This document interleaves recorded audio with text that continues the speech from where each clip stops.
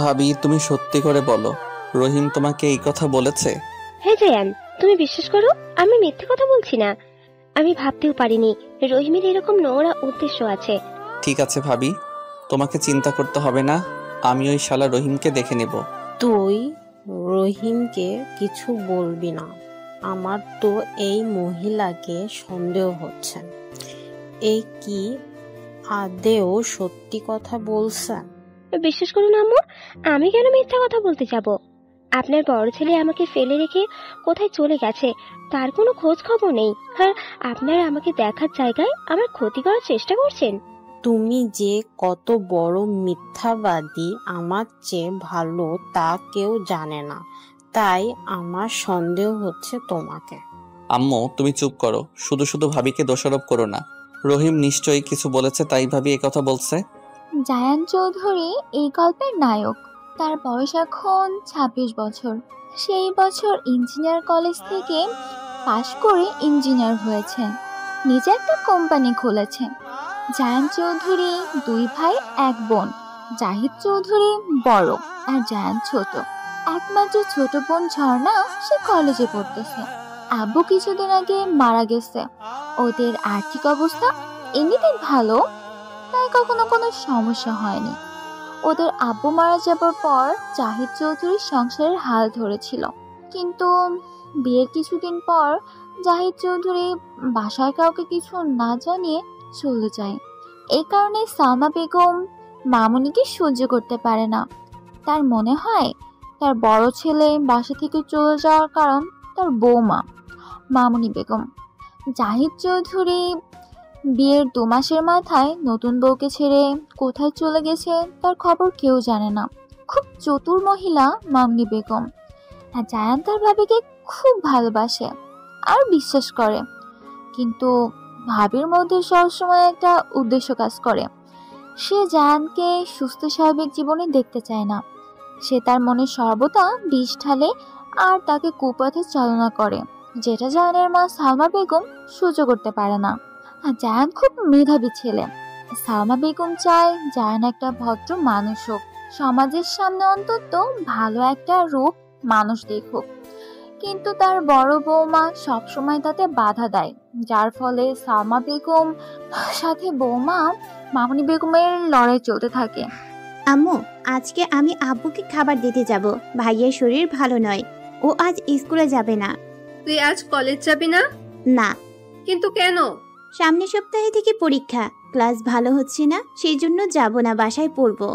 দাঁড়া, তাড়াতাড়ি রান্নাটা করে নেই। তোর ভাই ঘুম থেকে উঠেছে? ভাইয়ের শরীরটা ভালো নয়, এখনো ঘুমাচ্ছে। তোর আব্বু বলছিল এই কোম্পানির মালিক নাকি খুব ভালো, নতুন জব পেয়েছে। কোম্পানির মালিক খুব ভালো ব্যবহার করে প্রতিটা কর্মচারীর সাথে।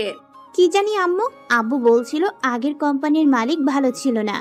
আগের কোম্পানিতে অনেকক্ষণ ডিউটি দিতে হতো, কিন্তু এখানে মাত্র ৮ ঘন্টা, অথচ বেতন সমান সমান। আগের কোম্পানিতে ছুটি নিলে মাইনে কেটে নিত, কিন্তু এই কোম্পানি মাসে এক্সট্রা 4টে ছুটি দেয়।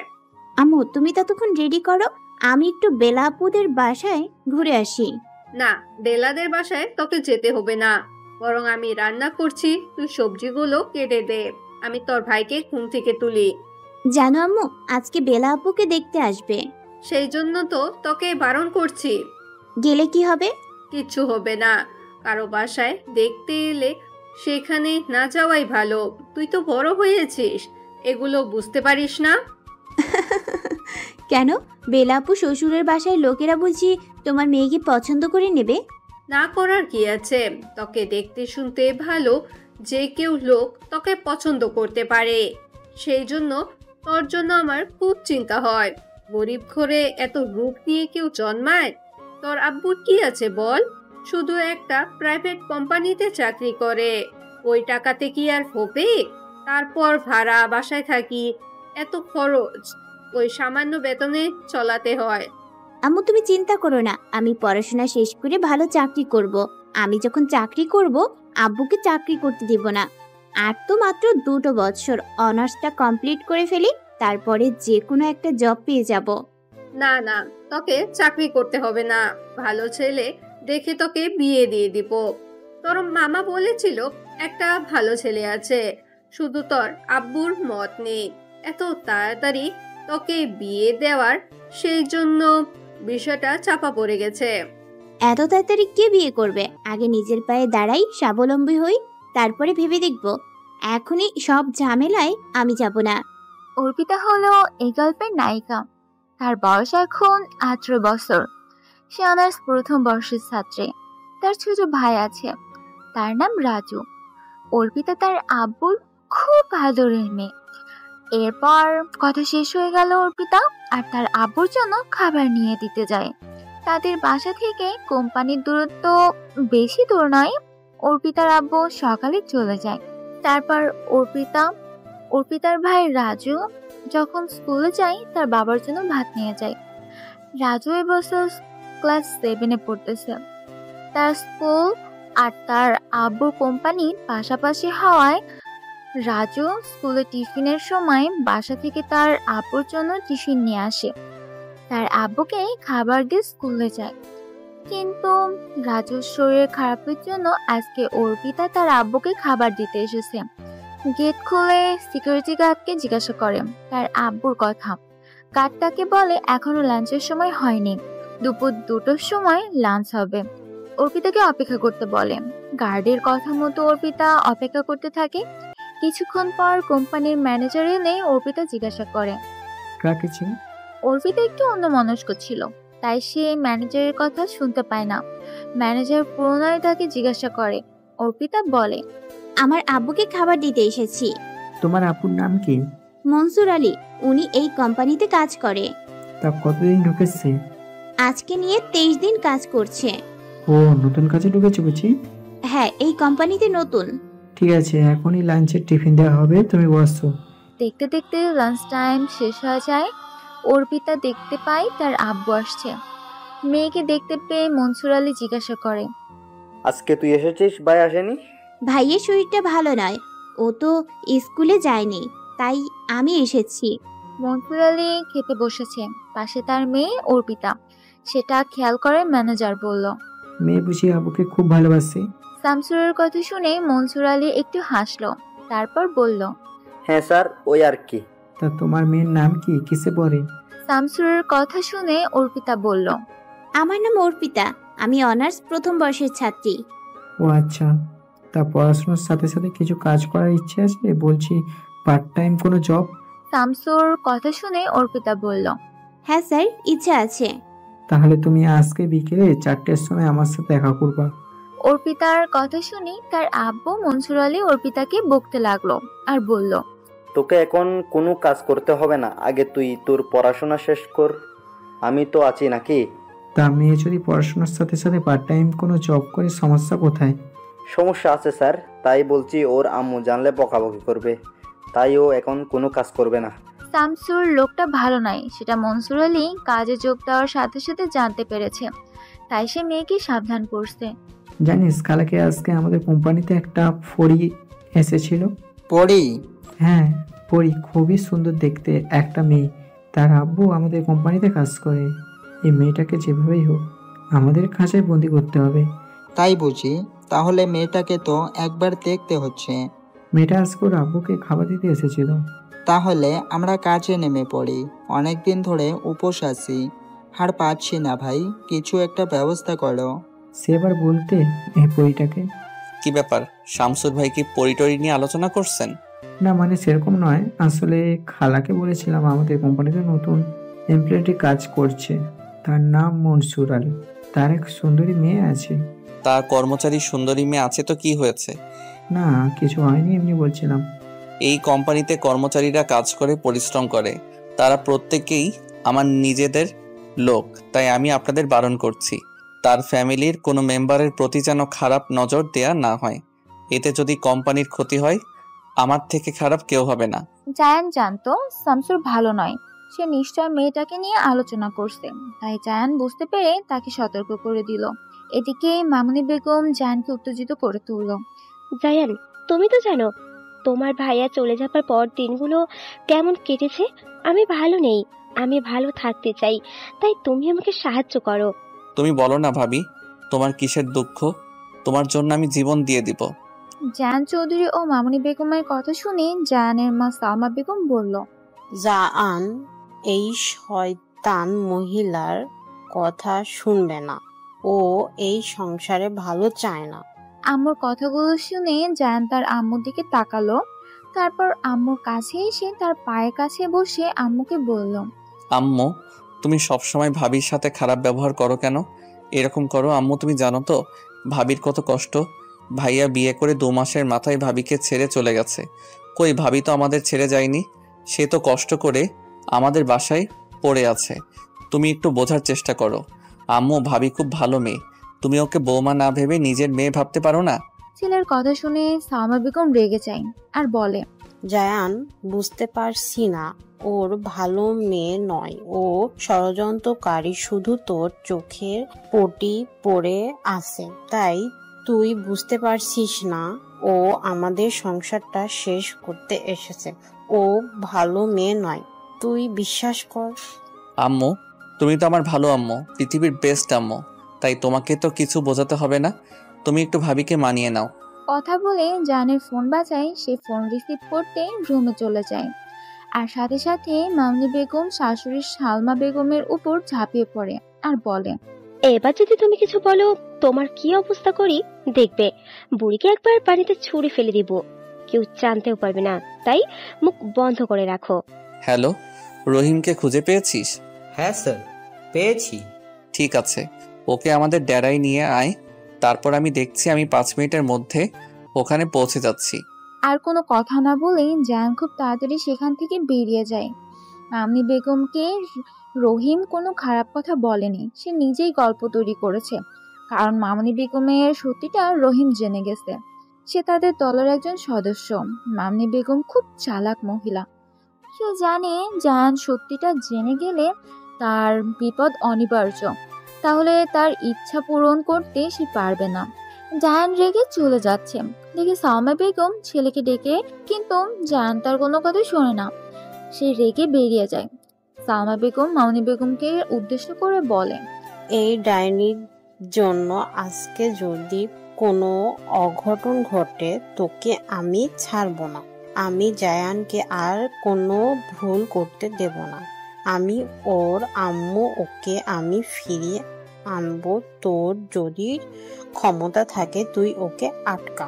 কিছুক্ষণের মধ্যে জায়ান সেখানে পৌঁছে যায়। ততক্ষণে জায়ানের লোকজন রাহিমকে আটকে রেখে দিয়েছিল। জায়ান সেখানে গিয়ে রাহিমের বুকে লাথি মারে আর বলে, তোকে আমি কতবার বলেছি তুই আমার ভাবির পিছনে লাগা বন্ধ কর। তুই কথা শুনিসনি। তোকে আমি বাঁচতে দিতে চাই না। তুই বেঁচে থাকলে অনেক মেয়ের ক্ষতি করে দিবি। আমার পরিবারের সম্মান আমাকে বাঁচাতে হবে। রহিম বাঁচার জন্য সেখান থেকে ছুটে চলে যায় আর জায়ান রহিমের পিছনে পিছনে ছুটতে থাকে। জায়ান তার পকেট থেকে পিস্তল বের করে রাহিমের বুকে গুলি করে। ঠিক সেই সময় অর্পিতা তার বন্ধুর সাথে কলেজ থেকে বাসায় ফিরছিল। রহিম অর্পিতার পায়ের কাছে গিয়ে পড়ে। রহিমের এই অবস্থা দেখে অর্পিতা চিৎকার করে চোখ বন্ধ করে ফেলে আর সেই অবস্থা জায়ানকে উদ্দেশ্য করে বলে, আপনি ওকে মারছেন কেন? জায়ান কোনো কথা না বলে সেখান থেকে চলে আসে। কিছুক্ষণ পর রহিম অর্পিতার পায়ের কাছে মৃত্যুর কোলে ধরে পড়ে। অর্পিতা ভয়ে কাঁপতে থাকে। তার বন্ধু দিশা তাকে বলে, অর্পিতা, এখান থেকে চল চল, এই ভদ্রলোক মনে হয় মারা গেছে। এরপর পুলিশ আসবে, এসব ঝামেলায় পড়ে লাভ নেই। অর্পিতা কোনো কথা না বলে সে নিশ্চুপ দাঁড়িয়ে থাকে। সেটা খেয়াল করে দিশা অর্পিতার হাত ধরে সেখান থেকে নিয়ে চলে আসে। বাসায় এসে অর্পিতার রাতে খুব জ্বর আসে। সে ভয়ে কাঁপতে থাকে। বারবার সে ভয়ঙ্কর দৃশ্যটা তার চোখের সামনে ভেসে ওঠে। মেয়ের এই অবস্থা দেখে সায়না বেগম স্বামীকে বলে, দেখো না, অর্পিতার খুব জ্বর, সে কাঁদছে। কি করব বলো তো? এত রাতে ডাক্তারকে ফোন করব? কেন হঠাৎ করে জ্বর এলো? কলেজ থেকে বাসায় ফেরার পর থেকে কেমন করছে, আমি বুঝতে পারছি না হঠাৎ করে ওর কি হলো। চলো দেখি। কথাটা বলে মনসুর আলী মেয়ের রুমে গিয়ে দেখে মেয়ে কম্বল মুড়ি দিয়ে শুয়ে আছে। কপালে হাত দিয়ে দেখে গা জ্বরে পুড়ে যাচ্ছে। মনসুর আলী মেয়ের এই অবস্থা দেখে স্ত্রীকে বলে, শাইনা, বাসায় জ্বরের মেডিসিন নেই? না, নেই। সায়না বেগমকে মনসুর আলী বললেন, তুমি কপালে জলপট্টি দাও, আমি ওষুধের দোকান থেকে মেডিসিন কিনে নিয়ে আসছি। যদি ডাক্তারের চেম্বার খোলা থাকে আমি তাহলে ডাক্তারকে নিয়ে চলে আসব। রাত 11টা বেজে গেছে, এখন চেম্বারে ডাক্তার থাকবে না। আমি আশিককে বলে ওষুধ নিয়ে আসছি, আশিক রাত পর্যন্ত দোকান খোলা রাখে। সেদিন সারা রাত অর্পিতার কপালে ওর আব্বু জলপট্টি দেয়। ওর আব্বু জ্বরে মেডিসিন কিনে নিয়ে আসে, অর্পিতাকে জোর করে কিছু খাইয়ে ওষুধ খাওয়ায়। ভোরের দিকে অর্পিতার জ্বর কমে। সকালবেলা কাজে যাওয়ার আগে মনসুর আলী মেয়ের কাছে আসে আর মেয়েকে জিজ্ঞাসা করে, আমার আম্মুর শরীর এখন কেমন আছে? আব্বুর কথা শুনে অর্পিতা ক্ষীণ কণ্ঠে জবাব দেয়, ভালো আছি। তা কালকে আমার আম্মুর কি হয়েছিল? হঠাৎ করে জ্বর এসে গেছে কেন? বৃষ্টিতে ভেজা হয়েছে বুঝি? অর্পিতা কি বলবে বুঝতে পারে না। গতকালকে ঘটনার সে কথা মনে পড়ে চোখ বুজে ফেলে। সেটা লক্ষ্য করে মনসুর আলী বলে, আমার আম্মু কি কিছু দেখে ভয় পেয়েছে? অর্পিতা ঘাড় নেড়ে না জানায়। মনসুর আলী মেয়ের মাথায় হাত বুলিয়ে সাবধান থাকার কথা বলে, সেখান থেকে কাজে চলে যায়। ভাবি, আমি রহিমকে ওর অন্যায় কাজ করার শাস্তি দিয়েছি, তুমি খুশি তো ভাবি? হ্যাঁ, খুব খুশি জায়ান। তুমি শুধু আমার কথা মতো কাজ করো। মামনি বেগমের এই কথা শুনে সালমা বেগম খুব রেগে যায় আর সে মনে মনে বলল, ন্যাকামি দেখলে গা জ্বলে যায়। তোর মুখোশ আমি খুলবো, শয়তানি কোথাকার, আমার সংসারটা শেষ করে দিচ্ছিস। এদিকে দুদিন অসুস্থ থাকার পর অর্পিতা আজ কলেজে এসে অর্পিতাকে দেখে তার বান্ধবী দিশা তাকে বলল, অর্পিতা, তোর শরীর ভালো আছে? হ্যাঁ, ভালো আছি।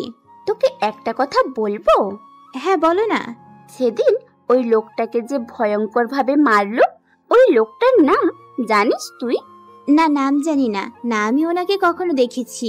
তুই তো জায়ান চৌধুরীর নাম শুনেছিস, যে তোর স্বপ্নের হিরো, যাকে তুই ভালোবাসিস। হ্যাঁ, ভালোবাসি তো। জানিস, ভয়ঙ্কর লোকটার নাম জায়ান চৌধুরী। ওর কোম্পানি এখন আমাদের দেশের সবচেয়ে সেরা কোম্পানি। সেই সাথে ও একজন মাফিয়া দলের ডন। অর্পিতা অনেকবার জায়ান চৌধুরীর নাম শুনেছে, ওর সম্পর্কে অনেক কিছু শুনেছে। ও নিজে কোম্পানি খুলেছে, অনেক লোককে চাকরি দিয়েছে, অনেক মানুষের উপকার হবে বলে ও তখন থেকেই জায়ান চৌধুরীকে ভালোবেসে ফেলেছে। কিন্তু ও জানতো না ওর আব্বু যে কোম্পানিতে কাজ করে তার মালিকও জায়ান চৌধুরী। তার সবচেয়ে জায়ানকে মাফিয়া গ্রুপ লিডার সেটাও জানতো না। তাই দিশার কথা শুনে অর্পিতা বলল, আমি বিশ্বাস করি না। ও তো খুব ভালো মানুষ, শুনেছি গরিবের অনেক উপকার করে। ওই লোকটা কি করে হতে পারে জায়ান চৌধুরী? আমি জানি ও একজন সিভিল ইঞ্জিনিয়ার। অর্পিতার কথা শুনে দিশা বলল, তুই ওকে কখনো দেখিসনি? মানে ওর ফটোও দেখিসনি? ফটো সেভাবে দেখিনি, কিন্তু ওর সম্বন্ধে অনেক কথা শুনেছি। আর ও তো আমার স্বপ্নের পুরুষ। আমি তো এই রকম গুণী মানুষকেই কামনা করি, কিন্তু ও জায়ান কি করে হতে পারে? দাঁড়া 1 মিনিট, আমি তোকে জায়ান চৌধুরীর ফটো দেখাচ্ছি। ফটো দেখে কি করব? সেদিন যখন ওই ঘটনা ঘটছিল আমি তো চোখ বন্ধ করেছিলাম। কে করেছে আমি দেখিনি। আমি তখন ভয়ে কাঁপছিলাম, আমি তাকাতে পারিনি। আর যাই হোক, ও কখনো জায়ান হতে পারে না। কথাটা বলে অর্পিতা ওখান থেকে চলে যায়। দিশা আর কিছু না বলে ক্লাস শেষ করে যে যার মতো করে বাসায় চলে যায়। এদিকে ম্যানেজার শামসুর মনসুর আলীকে বলে, ভাইয়া মেয়ে বিয়ে দেবে না?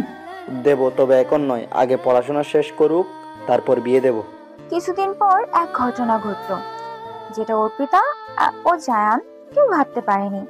ম্যানেজার শামসুর অর্পিতাকে বাসায় ফোন করে বলে, হ্যালো, আমি কোম্পানি ম্যানেজার শামসুর বলছিলাম। হ্যাঁ, বলুন।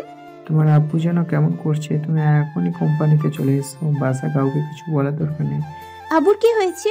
সঙ্গে সঙ্গে ফোন কেটে দেয় শামসুর। অর্পিতা চিন্তা করতে থাকে, আব্বুর শরীর খারাপ, যদি আম্মুকে কিছু বলে আমারও বেশি চিন্তা করবে। তাই সে বাসায় কিছু না বলে রাতের বেলা সেখান থেকে বেরিয়ে পড়ে তার আব্বুর কোম্পানিতে। সিকিউরিটি গার্ডকে বলে সে ভিতরে ঢুকে। তারপর যে নাম্বারে ফোন এসেছিল সেই নাম্বারে কন্ট্যাক্ট করে আর জিজ্ঞাসা করে, হ্যাঁ স্যার, আমি অর্পিতা। আমার আব্বু কোথায়? তুমি পেছনের দিকে চলে এসো, এখানে তোমার আব্বুকে রাখা হয়েছে। এদিকে সেদিন কোম্পানির একটা মিটিং ছিল।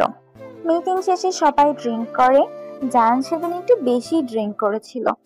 জায়ান নেশাগ্রস্ত অবস্থায় দাঁড়িয়েছিল। ঠিক সেই সময় অর্পিতা হাঁপাতে হাঁপাতে সেখান দিয়ে যাচ্ছিল। অর্পিতাকে দেখে জায়ান বলল। কে তুমি? এখানে কি চাই? জায়ানের কথায় অর্পিতা আমতা আমতা করে বলে, আমার আব্বু অসুস্থ হয়েছে, তাই আমি এখানে এসেছি। কথাটা বলে অর্পিতা সেখান থেকে চলে যায়।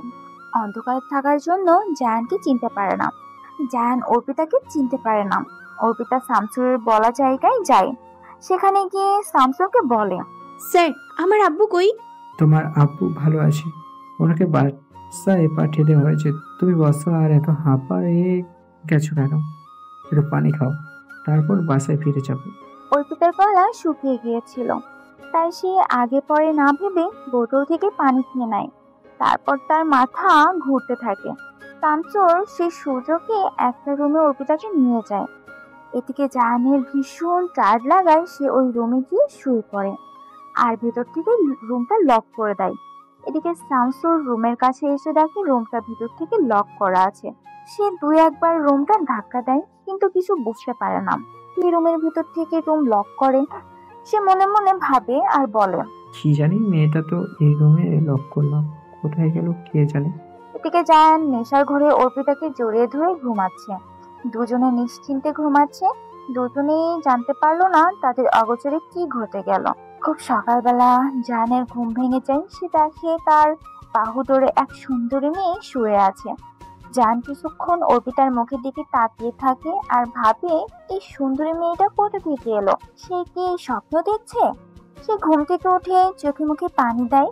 তারপর দেখে না, সে স্বপ্ন দেখছে না, সত্যি কোনো সুন্দরী মেয়ে রুমের বিছানায়। সে অর্পিতাকে ডাকে আর বলে, এই মেয়ে, তুমি কে আর এখানে কি করছো? আগের দিন নেশার ঔষধ দেওয়ার জন্য অর্পিতার ঘুম তখন ভাঙতে চায় না। জায়ান কোনো উপায় না দেখে অর্পিতার মুখে পানি ছিটে দিতে লাগে। আচমকা মুখে পানি ছিটে পড়ায় অর্পিতা চিৎকার করে বলে ওঠে, কে কে আমার মুখে পানি দিল? তুমি এখানে কি করছো? অর্পিতা জায়ানের গলা শুনে তার দিকে অপরূপ দৃষ্টিতে তাকিয়ে রইল। তারপর গত রাতের কথা তো তার সব মনে পড়ে গেল। সে কাঁদতে কাঁদতে বলল, আমার আব্বু কোথায়? আমি কি করে জানবো তোমার আব্বু কোথায়? আর তুমি কি করে এলে এই রুমে? জায়ানের কথা শুনে অর্পিতা কাঁদতে শুরু করে দিল আর বলল, আমি জানি না আমি কি করে এখানে এলাম, আমার কিছু মনে পড়ছে না। বাসায় মেয়েকে দেখতে না পেয়ে মনসুর আলী চিন্তা করতে করতে তার স্ত্রীকে জিজ্ঞাসা করে, ওর পিতা কোথায় গেছে, তোমায় বলে যায়নি? আমি তো কিচ্ছুই জানি না। ও তো বাসাতেই ছিল। ও কখন বাসা থেকে গেল আমি কিচ্ছুই জানি না। ও আমাকে কিচ্ছুই বলে যায়নি। আব্বু আমার কথা শুনে অর্পিতার ভাই রাজু বলল, আব্বু, কালকে রাতে আপুর ফোন এসেছিল। আপুকে কেউ কিছু বললো, তারপর আপুর বাসা থেকে বেরিয়ে গেল। তখন আমি শুয়েছিলাম, আমি শুনতে পাচ্ছিলাম আপু বলল আমি এক্ষুনি আসছি। আমি যে কিছু জিজ্ঞাসা করব তার আগেই আপু বেরিয়ে গেল। এরপর জায়ান অর্পিতাকে একসাথে দেখে সবাই সন্দেহ করে আর বলে দুজনের মধ্যে নিশ্চয়ই কিছু আছে। কিছুক্ষণের মধ্যেই কথাটা চারিদিকে ছড়িয়ে পড়ে। পাওনি বেগমের কানে খবর যায়। সে জায়ানের কাছে ছুটে আসে আর জায়ান জিজ্ঞাসা করে, জায়ান, এই মেয়েটাকে আর তোমার রুমে কি করছে? আমি কিছু জানি না ভাবি। তখন পাশ থেকে ম্যানেজার বলেন, ভাবি, এই মেয়েটা আমাদের কোম্পানির কর্মচারী মনসুর আলীর মেয়ে। কালকে ওর আব্বুকে খুঁজতে এখানে এসেছিল, তারপর এই রুমেও গেল কি করে আমি জানি না। এই মেয়ে, তুমি এই রুমে কেন এসেছো? আমি কিছু জানি না। কথাটা বলে অর্পিতা কাঁদতে কাঁদতে সেখান থেকে চলে যায়। এদিকে তার আগেই মনসুর আলীর কাছে খবর আসে তার মেয়ে নাকি জায়ান চৌধুরীর সাথে রাতে রুমে ছিল। কথাটা শুনে মাথা গরম হয়ে যায়। জায়ান চৌধুরীর কোম্পানির মালিক, সেই মালিকের কাছে কেন তার মেয়ে গিয়েছিল? অর্পিতার বাসায় আসতে মনসুর আলী তাকে জিজ্ঞাসা করে, তুই আমার কোম্পানির মালিকের রুমে গিয়ে কি করছিলিস? চারিদিকে লোক জেনে গেছে, সবাই চিচি করছে। আমি ভাবতে পারিনি আমার মেয়ে এত জঘন্য কাজ করতে পারে। আব্বুর কথা শুনে অর্পিতার মাথা হেঁট হয়ে যায়। সে ভাবতে পারেনি তার আব্বু এইভাবে তাকে বলতে পারে। তাই সে কাঁদতে কাঁদতে বলে, আব্বু, তুমি কি বলছো? আমি ভাবতেই পারিনি। জানো, কালকে আমার কাছে একটা ফোন এসেছিল, তোমার কোম্পানির লোক করেছিল। বলেছিল তোমার নাকি শরীর খারাপ, তুমি অসুস্থ। সেই জন্য আমি সেখানে ছুটে গিয়েছিলাম। কিন্তু ওখানে গিয়ে কোম্পানির ম্যানেজার আমাকে বসতে বলে। আমি ক্লান্ত থাকায় ম্যানেজার আমাকে পানি দেয়। আমি ক্লান্ত থাকায় সেই পানি পান করি। তারপর আমার কিছু মনে নেই। আজকে সকালবেলা আমি রুমে দেখি কথাটা শেষ করতে দিল না, তার আগেই সায়না বেগম তার গালে একটা চড় বসিয়ে দিল আর তার কটমট করতে করতে বলল, মিথ্যা কথা বলার জায়গা পাসনি, বদমাস মেয়ে কথাকার। এই পাপ কাজ করার জন্য তোকে আমরা পৃথিবীতে নিয়ে এসেছি। ছি ছি ছি, তোর মতন মেয়ের মুখ দেখাও পাপ। তুই এক্ষুনি এই মুহূর্তে বাসা থেকে বেরিয়ে যাবি। আমি আর তোকে দেখতে চাই না। জানবো অর্পিতা বলে আমার কোনো মেয়ে ছিল না। অর্পিতা তখন তার আম্মুর পায়ে ধরে কাঁদতে থাকে আর বলে ওঠে, তুমি বিশ্বাস করো আম্মু, আমি কোনো দোষ করিনি। আমার কোনো খারাপ উদ্দেশ্য ছিল না। কে ফোন করেছিল আমি জানি না। আব্বু অসুস্থ শুনে আমার মাথা ঠিক ছিল না। ওরা বারণ করছিল বাসায় আর কাউকে কিছু না বলতে, তাই তো আমি ছুটে গিয়েছিলাম। তুমি ভুল বলছো না, তোমার মেয়ে নষ্ট মেয়ে নয়, তুমি বিশ্বাস করো। তুই বাসা থেকে বেরিয়ে যা, আমি তোর মুখ দেখতে চাই না। আমরা গরিব মানুষ, সমাজের কাছে কি মুখ দেখাবো? তুই জানিস চারদিকে লোক কি বলছে? তুই নাকি জায়ান চৌধুরীর সাথে রাত কাটিয়েছিস। তোকে দিয়ে তোর আব্বু নাকি প্রমোশন পেতে চাইছে। শাইনা, তুমি চুপ করো, এখন কিছু বলতে হবে না। দেখছো না মেয়েটা ভেঙে পড়ছে? আমার মনে হচ্ছে এর পিছনে কেউ তো আছে। সে যাকগে, এখন কিছু বলার দরকার নেই। সমাজের লোক যে যা বলুক বলতে দাও, ওদের কাজ ওদের করতে দাও। কিছু আমার মেয়ে আর যাই হোক, সে কখনো এরকম কাজ করতে পারে না। মনসুর আলী জানতো ম্যানেজার লোকটা সুবিধার নয়, তাই প্রথমে মেয়েকে বকাবকি করলে পরে মেয়ের মুখে সমস্ত ঘটনা শুনে তার মনে হয়েছে ম্যানেজার এসবের পিছনে থাকতে পারে। এদিকে মামনি বেগম ম্যানেজার শামসুরকে বলল, শামসুর, এত বড় ঘটনা ঘটে গেল আর তুমি কিছু করতে পারলে না? আমি তো ভেবেছিলাম মেয়েটাকে নিয়ে আমরা ব্যবসা করব, কিন্তু তার আগে কি থেকে কি হয়ে গেল আমি কিছুই বুঝতে পারিনি। ছোট আপু ওখানে কি করে গেল, আর ওই রুমটা ছোট আপুর জীবনে ঢোকেনি। কেন সেদিন ঢুকেছিল আমি জানি না। মেয়েটাকে নেশাগ্রস্ত করে আমি রুমে আটকে রেখেছিলাম। আমি ভেবেছিলাম পরে মেয়েটাকে ভোগ করব। তাই পয়সা দিয়ে লোকের মুখ বন্ধ করে দাও আর মেয়েটাকে তাড়াতাড়ি কোথাও বিয়ে দিয়ে বিদায় দিতে বলো। মনসুর আলীকে আমার সাথে দেখা করতে বলো। হাই মিতালি, কি করছিস? কার সাথে ফোনে কথা বলছিস? আমার ভাইয়ের সাথে। তোর ভাইয়া কি করে? আমার ভাই একজন পুলিশ ইন্সপেক্টর, দীঘায় পোস্টিং। এই শোনো না, পরশুদিন আমার জন্মদিন আছে, আমরা সবাই মিলে ভাইয়ের কাছে যাব। ছোট একটা আয়োজন করা হয়েছে, ওইখানেই তুই কিন্তু অবশ্যই আমাদের সঙ্গে দীঘায় যাবি। তা দীঘা কেন? আমি চেয়েছিলাম ভাইয়া আমার জন্মদিনে বাসায় আসুক, কিন্তু ভাইয়ার কাজের চাপ থাকায় ভাইয়া ছুটি পাচ্ছে না। তাই ভাইয়া বলেছে আমি যেন ওইখানে যাই। আমি তখন ভাইয়াকে বললাম আমি আমার কিছু বন্ধু বান্ধবকে নিয়ে যাব আর ওইখানেই জন্মদিন সেলিব্রেট করব। ভাইয়া বলে অসুবিধা নেই, ভাইয়ার কোয়ার্টারে ভাইয়া সব ব্যবস্থা করবে। ঝর্ণা হলো জায়ানের বোন। সে অনার্স দ্বিতীয় বর্ষের ছাত্র। জায়ান আদরের ছোট বোনকে খুব ভালোবাসে। বাসায় এসে ঝর্ণা তার আম্মুকে বলল, আম্মু, ভাইয়া কোথায়? কেন, কি হয়েছে? ভাইয়ার কাছে কিছু টাকা নেব। পরশুদিন আমার বান্ধবীর হ্যাপি বার্থডে, আমি ওই দিন দীঘা যাব। দীঘা কেন? আমার বান্ধবী মিতালি, ওর ভাইয়া একজন পুলিশ ইন্সপেক্টর, উনি দীঘায় পোস্টিং। মিতালি চেয়েছিল ওর ভাইয়া বাসায় আসুক ওর জন্মদিনে, কিন্তু ওর ভাইয়া ছুটি পাচ্ছে না। তাই ওর ভাইয়া বলেছে মিতালি যেন দীঘায় আসে। মিতালিও চেয়েছিল ওর বন্ধু বান্ধবদের ওখানে নিয়ে যেতে। ওর ভাইয়া বলেছে সমস্যা নেই, বন্ধু বান্ধবদের নিয়ে আসতে পারে। মা ও মেয়ে যখন কথা বলছিল ঠিক সেই সময় মামনি বেগম সেখানে আসে আর ঝর্ণাকে উদ্দেশ্য করে বলে, কেন হঠাৎ ভাইয়াকে কি দরকার পড়লো? তোমাকে বলতে বাধ্য নই। এই সংসারের সবকিছু আমার মতে চলবে, তাই আমাকে বলতে বাধ্য। যদি বেশি বাড়াবাড়ি করো এই বাসা থেকে তাড়িয়ে দেওয়া হবে। বাসাটা আমার আব্বুর, এখানে আমার অধিকার আছে। আমাকে তাড়ানোর কথা ভুলে যাও, তার আগে তোমাকে তাড়িয়ে দেব। ও মা, তাই বুঝি? মামনি বেগম ঝর্ণা তখন তর্ক করছিল। ঠিক সেই সময় যাই সেখানে আসে আর জায়ান তার ছোট বোনকে উদ্দেশ্য করে বলে, কি হয়েছে? কি ভাবির সাথে তর্ক করছিস কেন? শুধু শুধু তুই না ভাবির ছোট? আমি বারণ করেছি না বড়দের মুখের উপর কথা বলতে নেই? ভাইয়া, ভাবি আমায় শুধু শুধু বকছিল। না জায়ান, আমি সেভাবে কিছু বলিনি। আমি বলেছিলাম তুমি বড় হয়েছো, বেশি রাত পর্যন্ত বাইরে থাকবে না। মিথ্যে কথা বলছে, আমাকে বাসা থেকে তাড়িয়ে দেওয়ার কথা বলছে। আমি কেন তোমায় তাড়িয়ে দেব? তোমার আব্বুর বাসা, তুমি এখানে তোমার মতো করে থাকবে। আমার কি অধিকার আছে এখানে কথা বলার? নাটক ভালোই জানে। ওসব তর্ক ছাড়, কি দরকার আমাকে বল। বলছি ভাইয়া, পরশুদিন আমার বান্ধবীর জন্মদিন। এই কিছুদিন আগে তোর এক বান্ধবীর জন্মদিন হলো, আবার কার জন্মদিন? ওটা তো নেহাল ছিল। পরশুদিন মিতালির জন্মদিন, আর জন্মদিনটা দীঘায় হবে। দীঘা কেন? ওর ভাইয়া দীঘায় থাকে, পুলিশে চাকরি করে। ওর ভাইয়া ছুটি পাচ্ছে না, সেই জন্য ও দীঘাতে যেতে চাইছে। আর আমাদের 5 জন বান্ধবীকে বলেছে আমাদের নিয়ে যাবে বলে আমরা 2 দিন থাকবো। তুমি চিন্তা করো না ভাইয়া, তুমি তো মিতালিকে চেনো, আমার কোনো সমস্যা হবে না যদি সেরকমই মিতালি তোমার সাথে কথা বলে নেবে। ঠিক আছে, মিতালিকে কিছু বলতে হবে না। এখন বল, আমি তোর জন্য কি করব? ভাইয়া, আমার কিছু টাকার দরকার।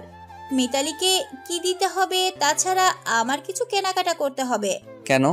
আমার এটিএম কার্ডটা তোর কাছে আছে, তুই যখন তখন টাকা তুলে নিতে পারিস। ওটা ভাবি নিয়ে নিয়েছে আমার কাছ থেকে। ভাবি কেন নেবে তোর কাছ থেকে? মামনি বেগম তার পাশ থেকে বলল, আসলে আমার মামাতো বোনের বিয়ে ছিল, সেই জন্য আমার কিছু টাকা দরকার ছিল। আমার কাছে টাকা ছিল না, আর আমি ঝর্ণার রুমে গিয়ে দেখলাম এটিএম কার্ড পড়ে আছে। সেই কারণে আমি কার্ডটা ঝর্ণার কাছ থেকে চেয়ে নিলাম আর বলেছিলাম আমার কিছু টাকা দরকার, আমি তোমার ছোট ভাইয়ের অ্যাকাউন্ট থেকে টাকা তুলবো, সেই জন্য কার্ডটা আমার কাছে আছে। ঠিক আছে ভাবি, কার্ডটা তুমি তোমার কাছে রেখে দাও, তোমার যখন দরকার পড়বে টাকা তুলে নেবে। আমি ঝর্ণাকে আলাদা করে টাকা দিয়ে দিচ্ছি। জানের কথা শুনে মামনি বেগম মুচকি হাসলো। তার ঝর্ণাকে ইশারা করে সে সেখান থেকে চলে গেল। জান ঝর্ণার হাতে 10,000 টাকা তুলে দিয়ে বলল, সাবধানে যান, আর আমি তোকে খুব বিশ্বাস করি, আমার বিশ্বাসের অমর্যাদা করবি না। 2 দিন মানে 2 দিন পর যেন তুই চলে আসিস। ঠিক আছে ভাইয়া, তাই হবে। ঝর্ণা, মিতালি ও ওদের সাথে আরো 3 জন বান্ধবী, মোট 5 জন মিলে দীঘার উদ্দেশ্যে রওনা হয়। মিতালির ঝর্ণা প্রসূন মিতালি স্টেশনে আনতে আসে। প্রসূন কিছুক্ষণ ঝর্ণার দিকে তাকিয়ে দেখে, সে লক্ষ্য করে মিতালি বলে, ভাইয়া, আমার বান্ধবী, ওর নাম ঝর্ণা। ও আচ্ছা। তারপর ওরা সবাই মিলে প্রসূনের কোয়ার্টারে যায়। রাতে সবাই বার্থডে পার্টি সেলিব্রেট করে। প্রশংসা সকলকে একটা রেস্টুরেন্টে নিয়ে যায়। তারই মাঝে ঝর্ণা ফোন আসে। সে ফোন রিসিভ করার জন্য একটু সাইডে চলে যায়। দেখে তার আম্মু ফোন করছে। ঝর্ণা রিসিভ করে বলে, হ্যালো আম্মু, কি বলছো? তা তুই তো এখানে পৌঁছেছিস, বাসায় গিয়ে একটা খবর দিতে হবে, সেটা মনে নেই? আম্মু রাগ করছো কেন?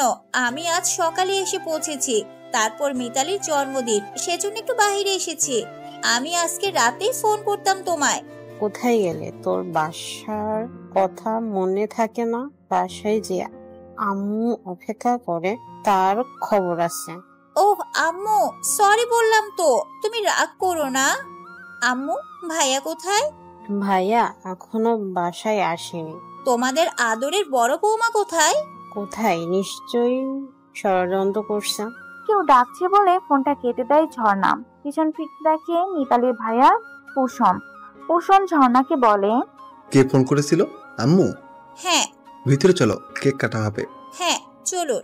2 দিন ঝর্ণা ওখানে ছিল, কিন্তু তার মধ্যে পশুর সাথে একটা ভালো সম্পর্ক তৈরি হয়।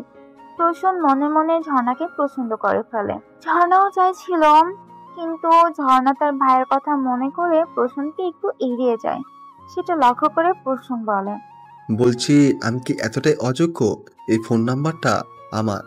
আমি আশা করছি উত্তরটা হ্যাঁ হবে। যদি হ্যাঁ হয় তবে এই নাম্বারে ফোন করবে। আমাকে একটু সময় দিতে হবে। হ্যাঁ, 1 সপ্তাহ মানে? আজকে বুধবার, আর পরের বুধবার আনসার চাই। ঝর্ণা ফোন নাম্বারটা হাতে নেয়। তারপর সকলের সাথে স্টেশনে চলে আসে। ঝর্ণা দেখে প্রসূন ওদিকে একভাবে তাকিয়ে আছে, কিন্তু ঝর্ণার কিছু করার নেই, কারণ ছোট ভাইকে ঝর্ণা খুব ভয় পায়। তাই সে চিন্তা করে ভাইয়ার অমতে যদি কিছু করে তাহলে ভাইয়া ওকে কঠিন শাস্তি দিবে। তাই সে প্রসূনের দিকে তাকিয়ে থাকে, চোখ নামিয়ে নেয়। এদিকে অর্পিতাকে বাসা থেকে কোথাও বেরোতে দেয় না। আজকে অর্পিতার বান্ধবী তার সাথে দেখা করতে এলে অর্পিতা দিশাকে বলে, দিশা, আমার কিছু ভালো লাগছে না রে। কেন? তোর কি হয়েছে? তুই কলেজ যাসনি, ফোন করছি, তুই ফোনও তুলছিস না। আমার বাসা থেকে বিয়ের যোগাযোগ হচ্ছে, কিন্তু আমি এখন বিয়ে করতে চাই না। তুই তো জানিস আমি জায়ানকে ভালোবাসি। ওকে যদি আমি না পাই তাহলে এ জীবন আমি রাখবো না। ওকে আমি আমার স্বামী বলে মনে করি। আমার মন আর শরীর সবকিছু আমি ওর জন্য সমর্পণ করেছি। এতে অন্য কেউ স্পর্শ করবে আমার সহ্য হয় না। অর্পিতার কথা শুনে দিশা বিরক্ত হয়, বান্ধবীকে বোঝায় আর বলে, অর্পিতা, তুই কি সব বলছিস? তোর মাথা ঠিক আছে তো? তুই জানিস জায়ান চৌধুরী একজন মাফিয়া? আমি আমার ভালোবাসা দিয়ে ওকে ফিরিয়ে নিয়ে আসবো, কিন্তু ওকে না পেলে আমি এই জীবন রাখবো না। তুই আমার ছোটবেলার বান্ধবী, তুই আমার ফিলিংস নিশ্চয়ই বুঝিস। আমার পক্ষে আর কাউকে গ্রহণ করা সম্ভব নয়। প্লিজ দিশা, আমাকে রুমে বন্ধ করে রাখা হয়েছে, আমাকে দেখতে আসবে, আর এলে ওদের পছন্দ হয়ে গেলে আমার বিয়ে দিয়ে দেবে। তুই এক কাজ করবি? অর্পিতার কথা শুনে দিশা বলল, কি কাজ?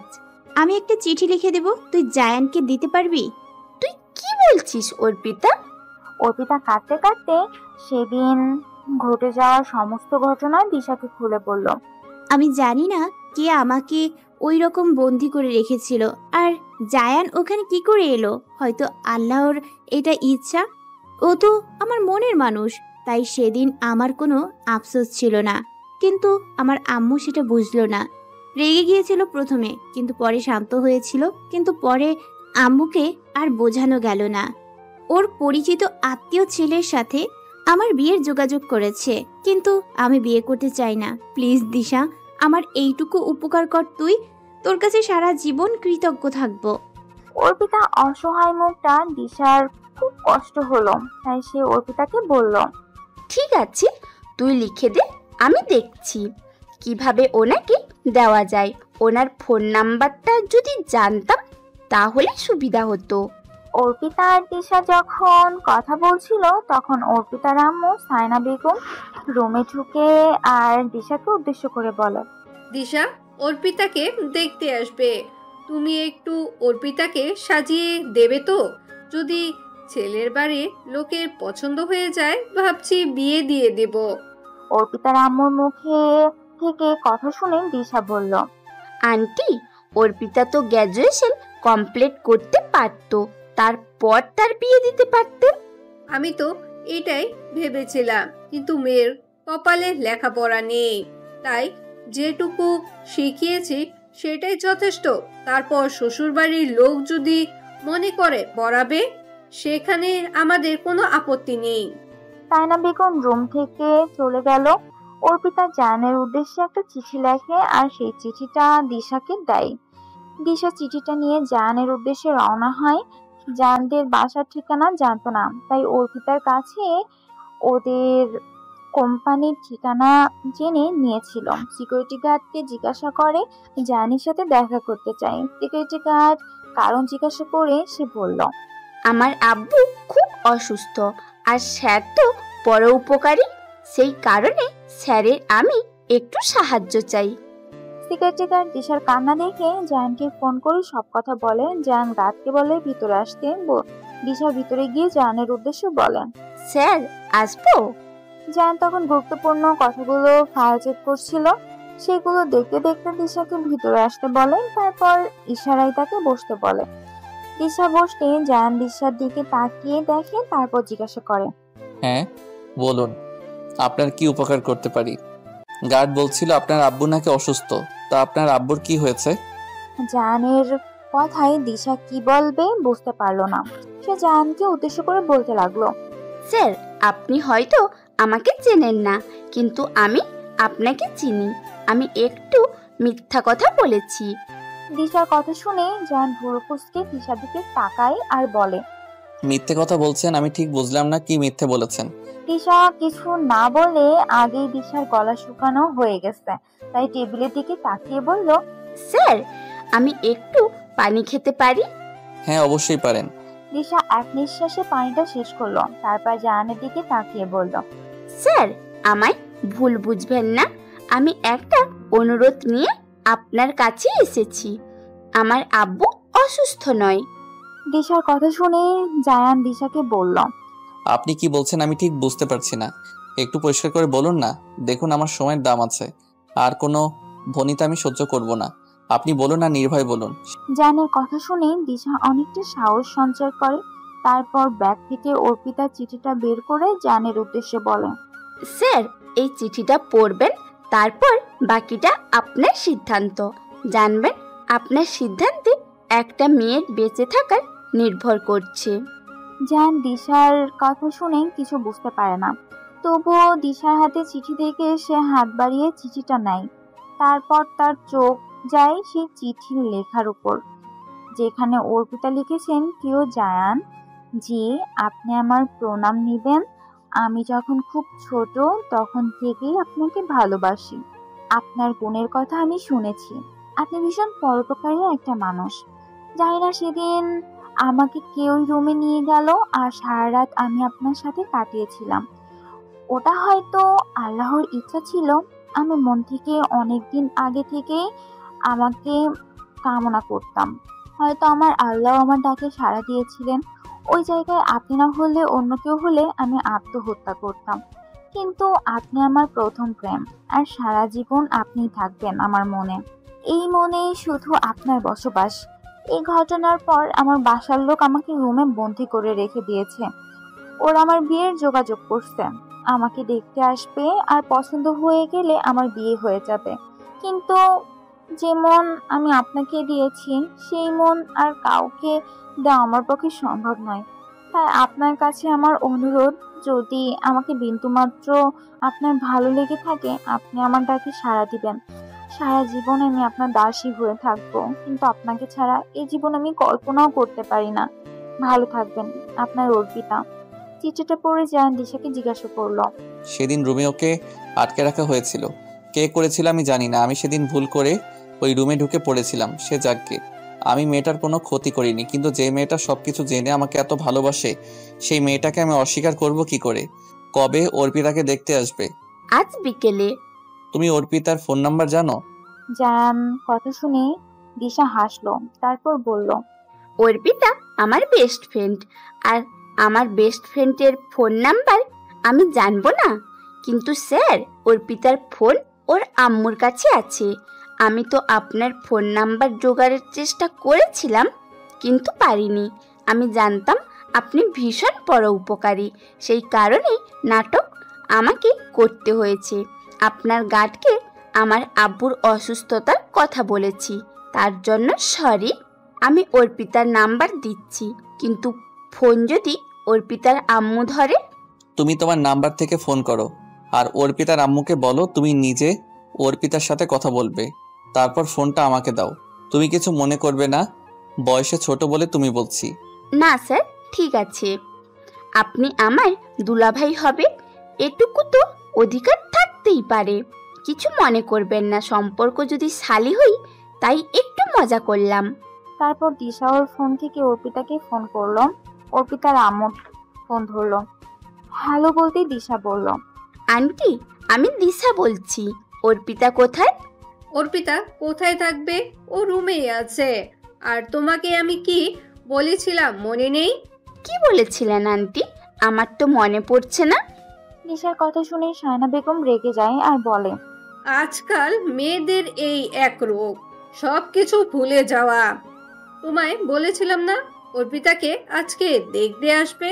পাত্রের বাসার লোক ওকে একটু সাজিয়ে দিতে বলেছিলাম। সরি আন্টি, ভুলে গিয়েছিলাম। আচ্ছা, আপনি অর্পিতাকে দিন না, প্রজেক্টের ব্যাপারে কিছু কথা বলবো। আর ওইসব ব্যাপারে কথা বলে কি হবে? ওর বিয়ে হয়ে যাবে, বিয়ের পর সব কথা বলবে। প্লিজ আন্টি, সামনের সপ্তাহে প্রাইভেটে এক্সাম আছে, সেই কারণে ওকে আমার দরকার।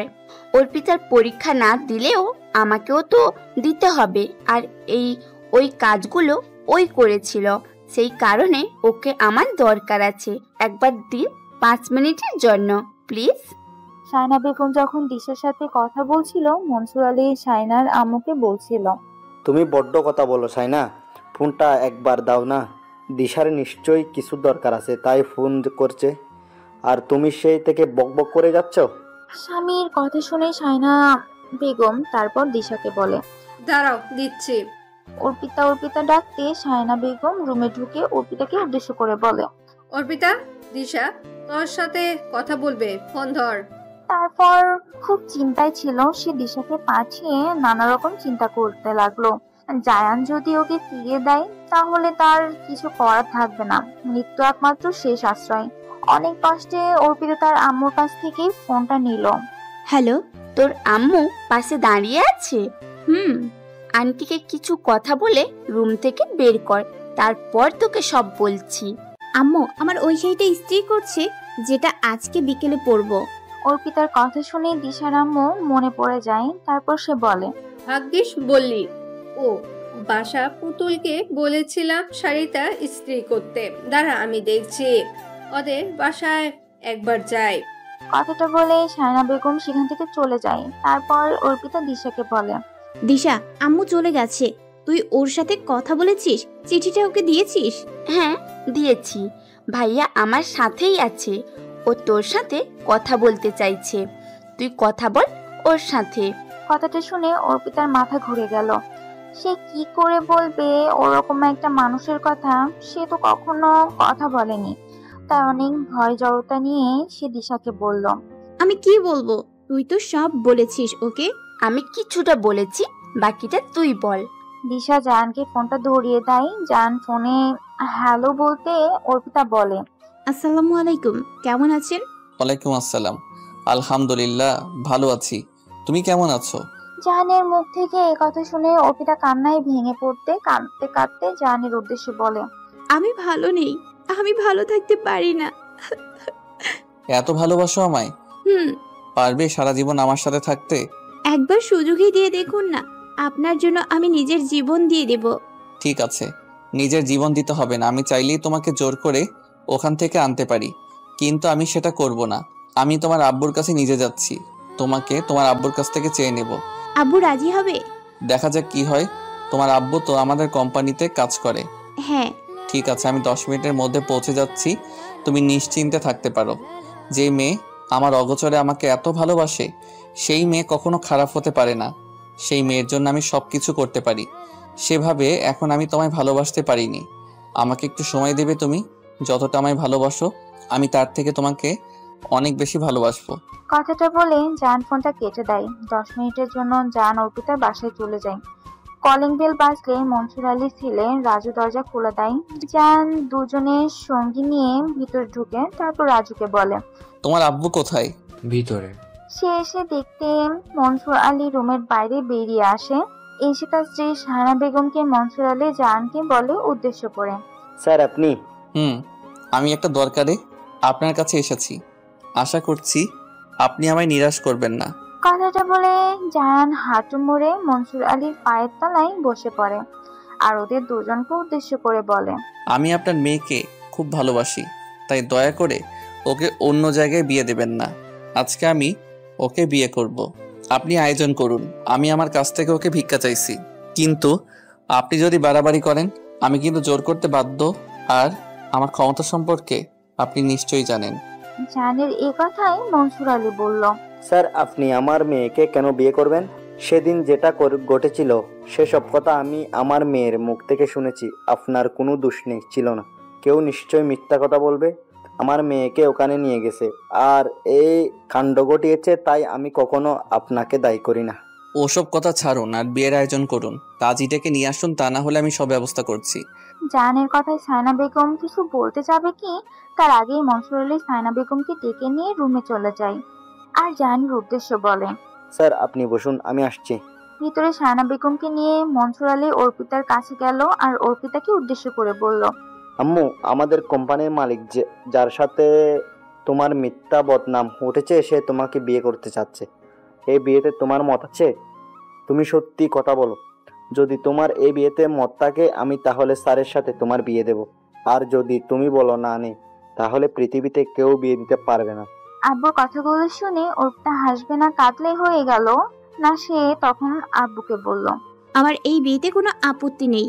যার সাথে আমার এত বড় বদনাম রটলো তার সাথে আমার বিয়ে দিয়ে দাও, অন্তত সমাজের লোক কেউ আর কিছু বলতে পারবে না।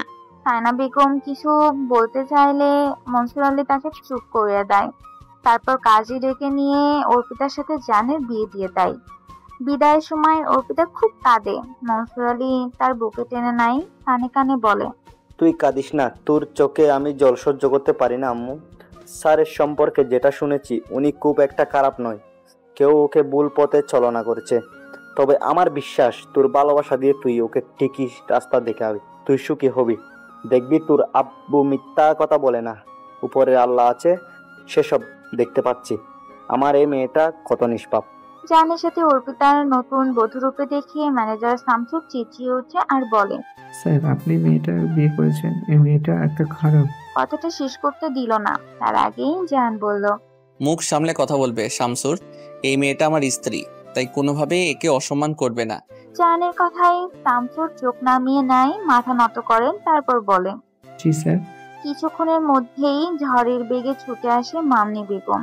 সে অর্পিতাকে জাহানের সাথে দেখে চিৎকার করে ওঠে আর বলে, এই তুই এখানে কি করছিস? আর তোদের শরীরে বিয়ের পোশাক কেন? তার মানে জায়ান, তুমি এই মেয়েটাকে বিয়ে করেছো? হ্যাঁ ভাবি, এ অর্পিতা আমার সহধর্মিণী। এই বাসায় তোমার যেমন সম্মান, ওরও একই সম্মান, তাই ওকে খুব অপমান করুক আমি চাই না। কিন্তু কোনো কিন্তু নয়, তুমি আম্মু আর ঝর্ণাকে ডাকো, অর্পিতাকে নিয়ে ভেতরে যাও। মামনি বেগম দেখলো সে সময় কিছু বলা ঠিক হবে না, তাই সে ভিতরে গিয়ে শাশুড়ি মা আর ননদকে ডেকে নিয়ে এলো। জায়ানের পাশে অর্পিতাকে দেখে সালমা বেগম জিজ্ঞাসা করলো, জায়ান তুই বিয়ে করছিস? হ্যাঁ আম্মু, এ তোমার ছোট বৌমা, এর নাম অর্পিতা, এর আব্বু আমাদের কোম্পানিতে কাজ করে। জায়ানের কথা সালমা বেগমের অর্পিতার দিকে তাকিয়ে দেখলো, কি নিষ্পাপ একটা মুখ দেখে সালমা বেগম মুগ্ধ হয়ে গেল। 2 হাত বাড়িয়ে অর্পিতাকে নিজের কাছে টেনে নিল আর বলল, কিন্তু কোথায় ছিলে মা এতদিন? আমি যে তোমাকে অনেক দিন থেকে খুঁজছি। সালমা বেগমের এ কথাই কি ছিল কে জানে। অর্পিতা নিজেকে ধরে রাখতে পারল না, সে সালমা বেগমকে জড়িয়ে ধরে কাঁদতে শুরু করলো। অর্পিতার কান্না দেখে মামনি বেগম মুখ ভেংচাতে শুরু করলো। সেটা কেউ লক্ষ্য না করলেও ঝর্ণা করলো। সে তখন হাসতে হাসতে অর্পিতাকে উদ্দেশ্য করে বলল, ভাবি শুধু শাশুড়িদের জড়িয়ে ধরলে হবে? তোমার পাশে একটা ননদ আছে, তুমি দেখোনি? না এখন থেকে ননদদের সাথে ঝগড়া করবে ঠিক করেছো? ঝর্ণার কথা শুনে অর্পিতা একটু লজ্জা পেয়ে যায়, তারপর ঝর্ণাকে জড়িয়ে ধরে বলে, আমার এত মিষ্টি একটা ননদ, আমি কেন ঝগড়া করব? আমরা দুজনে খুব ভালো বন্ধু হব, খুব ভালো সাথী হব আমরা। আমি তোমায় চিনি আপু, তুমি তো বেলাপুর বান্ধবী, আমি ওদের বাসায় তোমাকে দেখেছি। ওহ তাই বুঝি? আমারও তো তোমাকে চেনা চেনা লাগছে। ভালোই হয়েছে তুমি আমার ভাবি হয়েছো। তুমি খুব মিষ্টি মেয়ে। আমার ভাইয়ার এত মিষ্টি খেলে না জানি এবার ডায়াবেটিস হয়ে যাবে। জানের বিয়েতে সবাই খুশি হলেও মামনি বেগমের মনে সুখ নেই। তার জন্য মনে হচ্ছে সে কিছু হারিয়ে ফেলেছে। আজকে জাহান আর অর্পিতার বাসর রাত। ফুলের সজ্জায় বিছানায় অর্পিতা বসে অপেক্ষা করছে। রাত 12টা নাগাদ জাহান রুমে ঢুকে। অর্পিতা ওকে দেখে সালাম দেয় জাহানকে। মুখে বললেই হবে, পায়ে হাত দিতে হবে না? তোমার হাতটা দেখি। এই আংটিটা আজকে কিনলাম, জানতাম না তো, হঠাৎ করে বিয়ে হয়ে গেল। কত কি মনে মনে ভেবেছিলাম, কিন্তু কিছুই হলো না। যাক গে, যা হবার হয়েছে। চলো দুজনে নামাজ পড়ি, তারপর আমাদের নতুন জীবন আমরা শুরু করব। নামাজ শেষ হলে জাহান অর্পিতাকে বলে, অর্পিতা, তোমায় কিছু প্রশ্ন করি। তোমার বান্ধবী দিশার মুখ থেকে শুনলাম তুমি নাকি আমাকে ভালোবাসো, তা কবে থেকে ভালোবাসো? জাহানের কথায় অর্পিতা লজ্জা পায়। সে কিছু না বলে মাথা হেট করে নেয়। সেটা দেখে জাহান বলে, অত লজ্জা পেলে হবে না, আমি তোমার স্বামী। আজকে সবটাই তোমাকে বলতে হবে। বলো, কবে থেকে ভালোবাসো আমায়? অনেক দিন থেকে। তা অনেক দিন সেটা কবে? আমি যখন স্কুলে ক্লাস 8-এ পড়ি তখন থেকে। সে তো অনেক দিনের কথা, তখন তুমি আমায় চিনতে? হ্যাঁ চিনতাম। তা কি করে? ঝর্ণা আপুর সাথে আপনাকে দেখেছিলাম আমার পাশের বাসায়। এক আপু, ঝর্ণা আপুর বান্ধবী, বেলা আপু তার নাম। ওদের বাসায় একটা অনুষ্ঠানে আপনি গিয়েছিলেন ঝর্ণা আপুর সাথে। ওখানেই আমি আপনার নাম শুনেছিলাম। আপনি নাকি একজন বিজনেসম্যান। তখনই আপনাকে আমার ভালো লেগে যাচ্ছে। আমার মনের কথা আমি কাউকে বলিনি, কিন্তু সেদিন খুব কষ্ট হচ্ছিল আমার, যেদিন অন্য ছেলের সাথে বিয়ের কথা হচ্ছিল। সেই কারণে আমি থাকতে না পেরে আমার বান্ধবী দিশাকে সব কথা বলি, তারপর দিশা সব ব্যবস্থা করে। আর সেদিন যে আমার সাথে সারা রাত ওই রুমে ছিলে তার জন্য কোনো অভিযোগ নেই তোমার? জানের কথা শুনে অর্পিতা জানের দিকে তাকিয়ে দেখে, তারপর বলে, আমার কোনো অভিযোগ নেই, কিন্তু কিছু মানুষ আমাদের ভুল বুঝছে। ওটা না করলেও চলতো। কারা এটা ঘটিয়েছে আমি জানি না। অর্পিতার কথা শুনে জায়ান বলে, ওসব নিয়ে চিন্তা করতে হবে না, যা হয়েছে ভালোই হয়েছে। তা না হলে তোমার মতো সুন্দরী মেয়ের মনের কথা জানতাম কি করে? যে কেউ তো আছে যে আমার অগোচরে আমাকে এতটা ভালোবাসে। অর্পিতা, একটা কথা বলি। হ্যাঁ বলুন না। সারা জীবন থাকবে তো আমার পাশে? কোনো অবস্থায় আমাকে ছেড়ে চলে যাবে না তো? কি বলছেন? আপনি কখনোই নয়। আপনি জানেন না আমি আপনাকে কতটা চাই। ছেড়ে যাওয়ার প্রশ্নই আসে না। জীবনে মরণে আমি আপনার সাথে থাকতে চাই। আপনার হাতে হাত রেখে অনেকটা পথ হাঁটতে চাই। অর্পিতার কথা শুনে জায়ান একটু মুস্কি হাসে, তারপর অর্পিতাকে বলে, মনে থাকে যেন কথাটা। আর জানো তো, আজকে আমাদের বাসর রাত। বাসর রাতের স্বামী হিসেবে যেটুকু অধিকার আমি কি পেতে পারি? জায়ানের কথা শুনে অর্পিতার মাথাটা লজ্জায় হিট করে নেয়। মৌনতা সম্মতির লক্ষণ। তাহলে আমি কি এগিয়ে যাব অর্পিতা? অর্পিতার সম্মতি পেয়ে জায়ান অর্পিতাকে নিজের বুকের মধ্যে চেপে ধরে। ঠিক সেই সময় একটা কান্নার আওয়াজ আসে। অর্পিতা জায়ান দুজনে চমকে যায়। অর্পিতাকে ছেড়ে দিয়ে জায়ান সেখান থেকে ছুটে চলে যায়।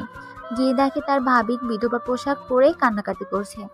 জায়ান দেখে খুব রেগে যায় আর বলে, ভাবি, আমি তোমায় কি বলেছি তুমি এই পোশাক পরবে না? আম্মু দেখলে কান্নাকাটি করবে। জায়ানের কথা শুনে মামনি বেগম রেগে যায় আর বলে, তোমার কি? তুমি তো নতুন বিয়ে করেছো, বউকে নিয়ে সুখে থাকো। আমার কথা এত তোমাকে ভাবতে হবে না। কথাটা বলে মামনি বেগম আরো জোরে চিৎকার শুরু করে দেয়। জায়ান কোনো উপায় না দেখে মামনি বেগমের হাতটা ধরে ফেলে আর বলে, ভাবি তুমি শান্ত হও, তুমি এরকম করো না। আগে তুমি কথা দাও, তুমি যে কথা আমাকে দিয়েছিলে তুমি সেটা রাখবে। হ্যাঁ, আমি কথা দিয়েছি, সেই কথা আমি রাখবো। কি করে সম্ভব? তুমি তো বিয়ে করে ফেলেছো। বিয়ে করেছি বলে তোমাকে দেয়া কথাকে আমি ভুলে যাব? কথাটা বলে জায়ান আল্লাহর উদ্দেশ্যে বলে, হে আল্লাহ, আমি ভাবিকে যে কথা দিয়েছি তা যেন করে পালন করতে পারি। যতদিন না আমি ভাইয়ার মৃত্যুর প্রতিশোধ নিতে পারছি ততদিন আমি আমার স্ত্রীর কাছে যাব না। না আমাদের মধ্যে কোনো স্বামী স্ত্রীর সম্পর্ক হবে, না আমি ওকে কখনো স্পর্শ করব না। অর্পিতা জায়ানের পিছু পিছু এসেছিল। সে জায়ানের এরকম প্রতিজ্ঞা করতে দেখে আটকানোর চেষ্টা করলো, কিন্তু জায়ান কোনো কথা শুনলো না। কিন্তু মামনি বেগম অর্পিতার উদ্দেশ্যে একটা মেয়েকে কি হাসি দিল আর মনে মনে বলল, আমার ভালোবাসাকে তুই কেড়ে নিবি? আমি তা হতে দেব না। দেখ আমি তোর কি করি। যতক্ষণ না আমার কামনা পূর্ণ হচ্ছে ততক্ষণ আমার শান্তি নেই। অর্পিতা, তুমি আমার কাছে এসে বসো আর শোনো। আমি তোমাকে কতগুলো কথা বলছি, তুমি মন দিয়ে শুনবে। হ্যাঁ আম্মু, আপনি বলুন না। কথাটা বলে সালমা বেগম অর্পিতার হাত ধরে কাঁদতে থাকে আর বলে, তুমি কথা দাও অর্পিতা, আমার জায়ানকে তুমি আর ভুল করতে দেবে না। আমার ছেলে খারাপ নয়, ও খুব ভালো ছেলে, খুব দয়ালু ছেলে আমার। কিন্তু এই মহিলা আমার ছেলেকে বিপথে চালনা করছে। এই বড় ভাবি মামনি বেগম খুব ভালো মেয়ে ছেলে নয়, একজন ষড়যন্ত্রকারী। আমার সংসারে অনেক ক্ষতি করেছে। বিয়ের 2 মাসের মাথায় আমার বড় ছেলের কোথায় হারিয়ে গেছে আজও তার সন্ধান পাওয়া যায়নি। আর আমার ছোট ছেলে জায়ান তার মাথাটা চিবিয়ে খাচ্ছে, তাকে দিয়ে জঘন্য কাজ করাচ্ছে। জায়ান বুঝতে পারছে না ওর বড় ভাবি মুখোশের আড়ালে একটা শয়তান। তার তোমার বলছি, তুমি ভালোবাসা দিয়ে আমার ছেলেকে ফিরিয়ে নিয়ে আসো। ওকে আমার ভুল করতে দিও না, ও যেন আর কাউকে খুন না করে। শাশুড়ির কান্না দেখে অর্পিতার খুব কষ্ট হয়, কিন্তু সে কি করবে? সে কি পারবে ভাবি ষড়যন্ত্র থেকে জায়ানকে বাঁচাতে? তবু অর্পিতা মনকে শক্ত করল। তারপর শাশুড়ির উদ্দেশ্যে বলল, আপনি নিশ্চিন্তে থাকুন আম্মু, আমি আমার ভালোবাসা দিয়ে আপনার ছেলেকে ফিরিয়ে আনবো। আর ও যাতে কোনো ভুল না করে সেটা আমি দেখে নেব। আমি কথা দিচ্ছি আপনাকে।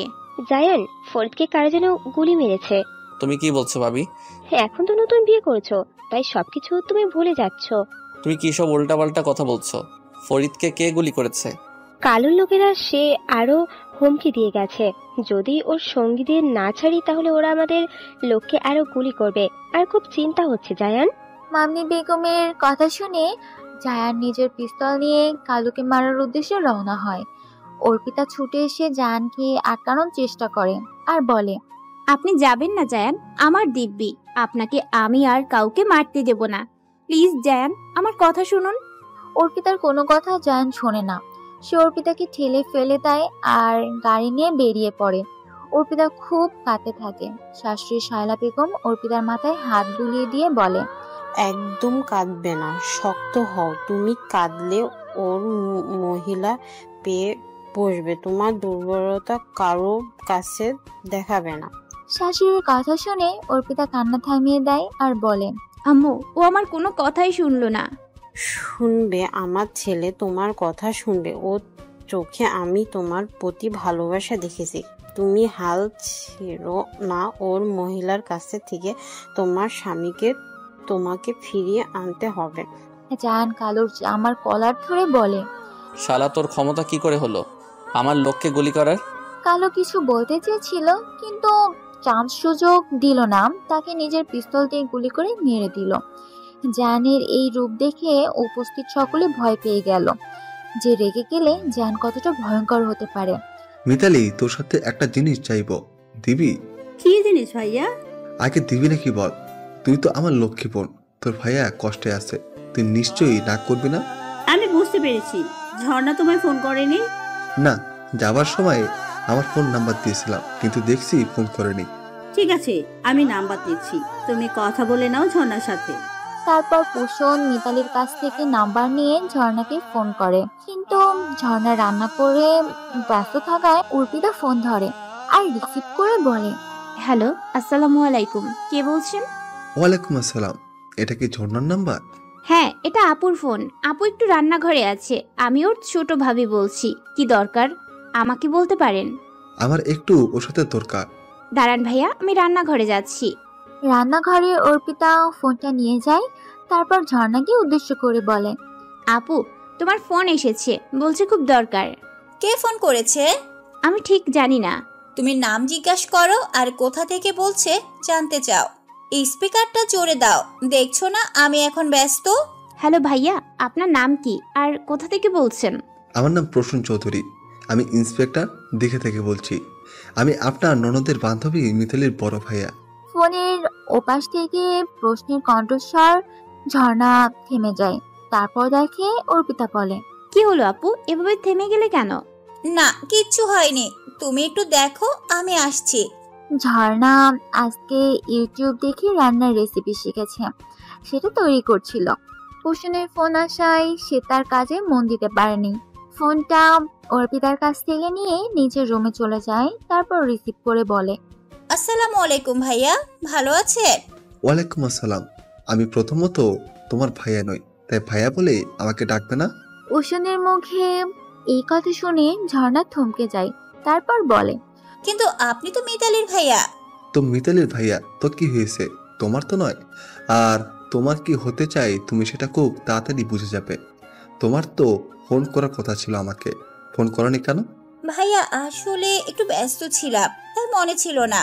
মনে ছিল না? না অ্যাভয়েড করেছো? ভুল বুঝবেন না, ঠিক তা নয়। তবে কি? কিছু নয়। কিছুদিনের মধ্যে আমি ছুটি নিয়ে বাসায় যাব, আর তখন আমি তোমার সাথে দেখা করব। কোনো অজুহাত দিতে পারবে না। যদি না পছন্দ করো সেটাও জানিয়ে দিবে, আর যদি পছন্দ করো সেটাও জানাবে। আমি ঠিকানা তোমায় বলে দিব। যদি ওই জায়গায় আসো তাহলে জানবো তুমি আমায় ভালোবাসো, তা না হলে আমার ধারণা ভুল। তোমার চোখের মধ্যে আমার ভালোবাসা খুঁজে পেয়েছি, তাই এই কথা বলছি। তোমরা মেয়েরা বড্ড লাজুক, কিন্তু আমাদের ছেলেদের অত লাজুক হতে গেলে হবে না। তাই কাজটা আমি খুব সহজ করে দিলাম, বুঝতে পেরেছেন ম্যাডাম? এখন রাখছি, পরে ফোন করব।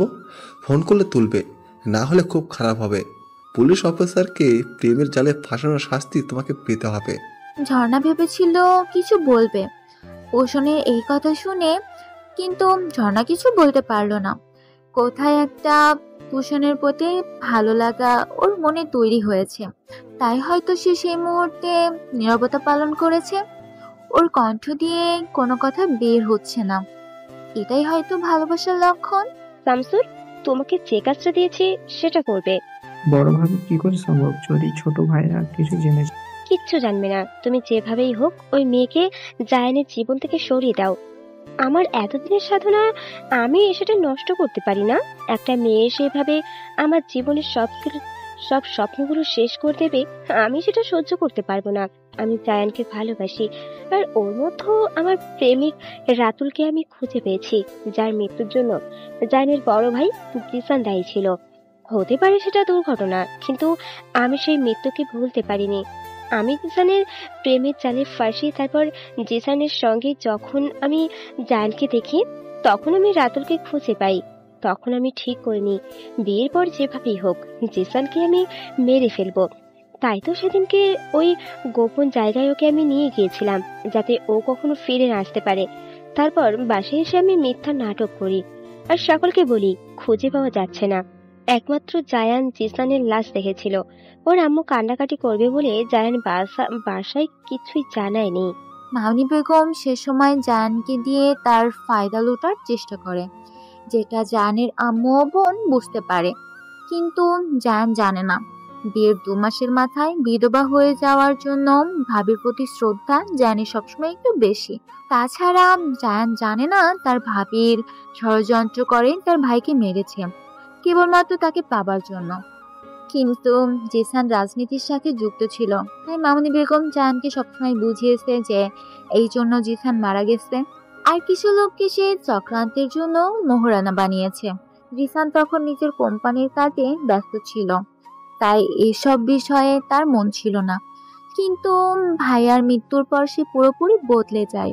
চেষ্টা করে কিভাবে ভাইয়ার মৃত্যুর প্রতিশোধ নেওয়া যায় আর ভাবিকে খুশি করা যায়। আস্তে আস্তে সে একজন নামকরা মাফিয়া হয়ে ওঠে। শায়লা বেগম চায়নি জিসান এসব কাজ করুক, তাই সে সর্বদা জায়ানকে চেষ্টা করেছে সংযত রাখার, কিন্তু মামনি বেগম সর্বদা তার মনে বিষ ঢেলেছে। অর্পিতা, আমি একটা কথা বলবো, তুমি রাখবে? আমি চেষ্টা করব। দেখো অর্পিতা, কিছুক্ষণের জন্য আমাকে তুমি তোমার আম্মু মনে করবে না, একজন বন্ধু মনে করবে। আর আমি সেই হিসাবে তোমাকে কিছু সাজেশন দেব, সেটা তোমাকে মেনে চলতে হবে। তুমি পারবে। অর্পিতা বুঝতে পারে না সালমা বেগম কি বলবে, তাই সে সালমা বেগমের দিকে তাকিয়ে থাকে। তারপর বলে, আপনি বলুন আম্মু, আমি শুনবো। আমি জানি জায়ান আর তুমি এক রুমে থাকো না, কিন্তু আমি নাতি নাতনি চাই, তাই তোমার কাছে আমার আবদার খুব তাড়াতাড়ি যেন সেই খবরটা আমি পাই। অর্পিতা তার শাশুড়ি মাকে কি বলবে সে লজ্জায় মাথা হেট করে থাকে। সেটা খেয়াল করে সালমা বেগম বলে, আমি কি বলছি তোমায় অর্পিতা, আমি তোমার শাশুড়ি নয়, বন্ধু হিসেবে আমি তোমার সাথে কথা বলছি।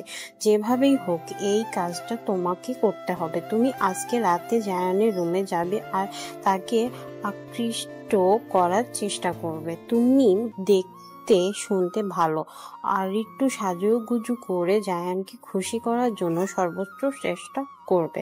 তোমাকে করতে হবে। জায়ান একজন পুরুষ মানুষ আর তুমি ওর আইন নয় স্ত্রী। সেই কতক্ষণ নিজের ঠিক রাখবে। আগুনের সামনে ঘি থাকলে গলবে। আর তোমাকে আমার বংশের বংশধর আনতে হবে, তা না হলে এই বংশ শেষ হয়ে যাবে। আমার স্বামীর, আমার শ্বশুরের এই বংশ কেউ শেষ করে দিক, এটা আমি চাই না। তুমি একমাত্র আমার অস্ত্র, যে জায়ানকে সব দিক থেকে সুখে রাখতে পারবে আর এই বংশের মান সম্মান সব রক্ষা করতে পারবে। তোমার বড় জি মামনি ও এই ভয়ঙ্কর মহিলা, তোমার ওর কাছ থেকে আমার স্বামীকে ছিনিয়ে আনতে হবে। তোমাকে আজকে রাতে এই কাজটা করতে হবে।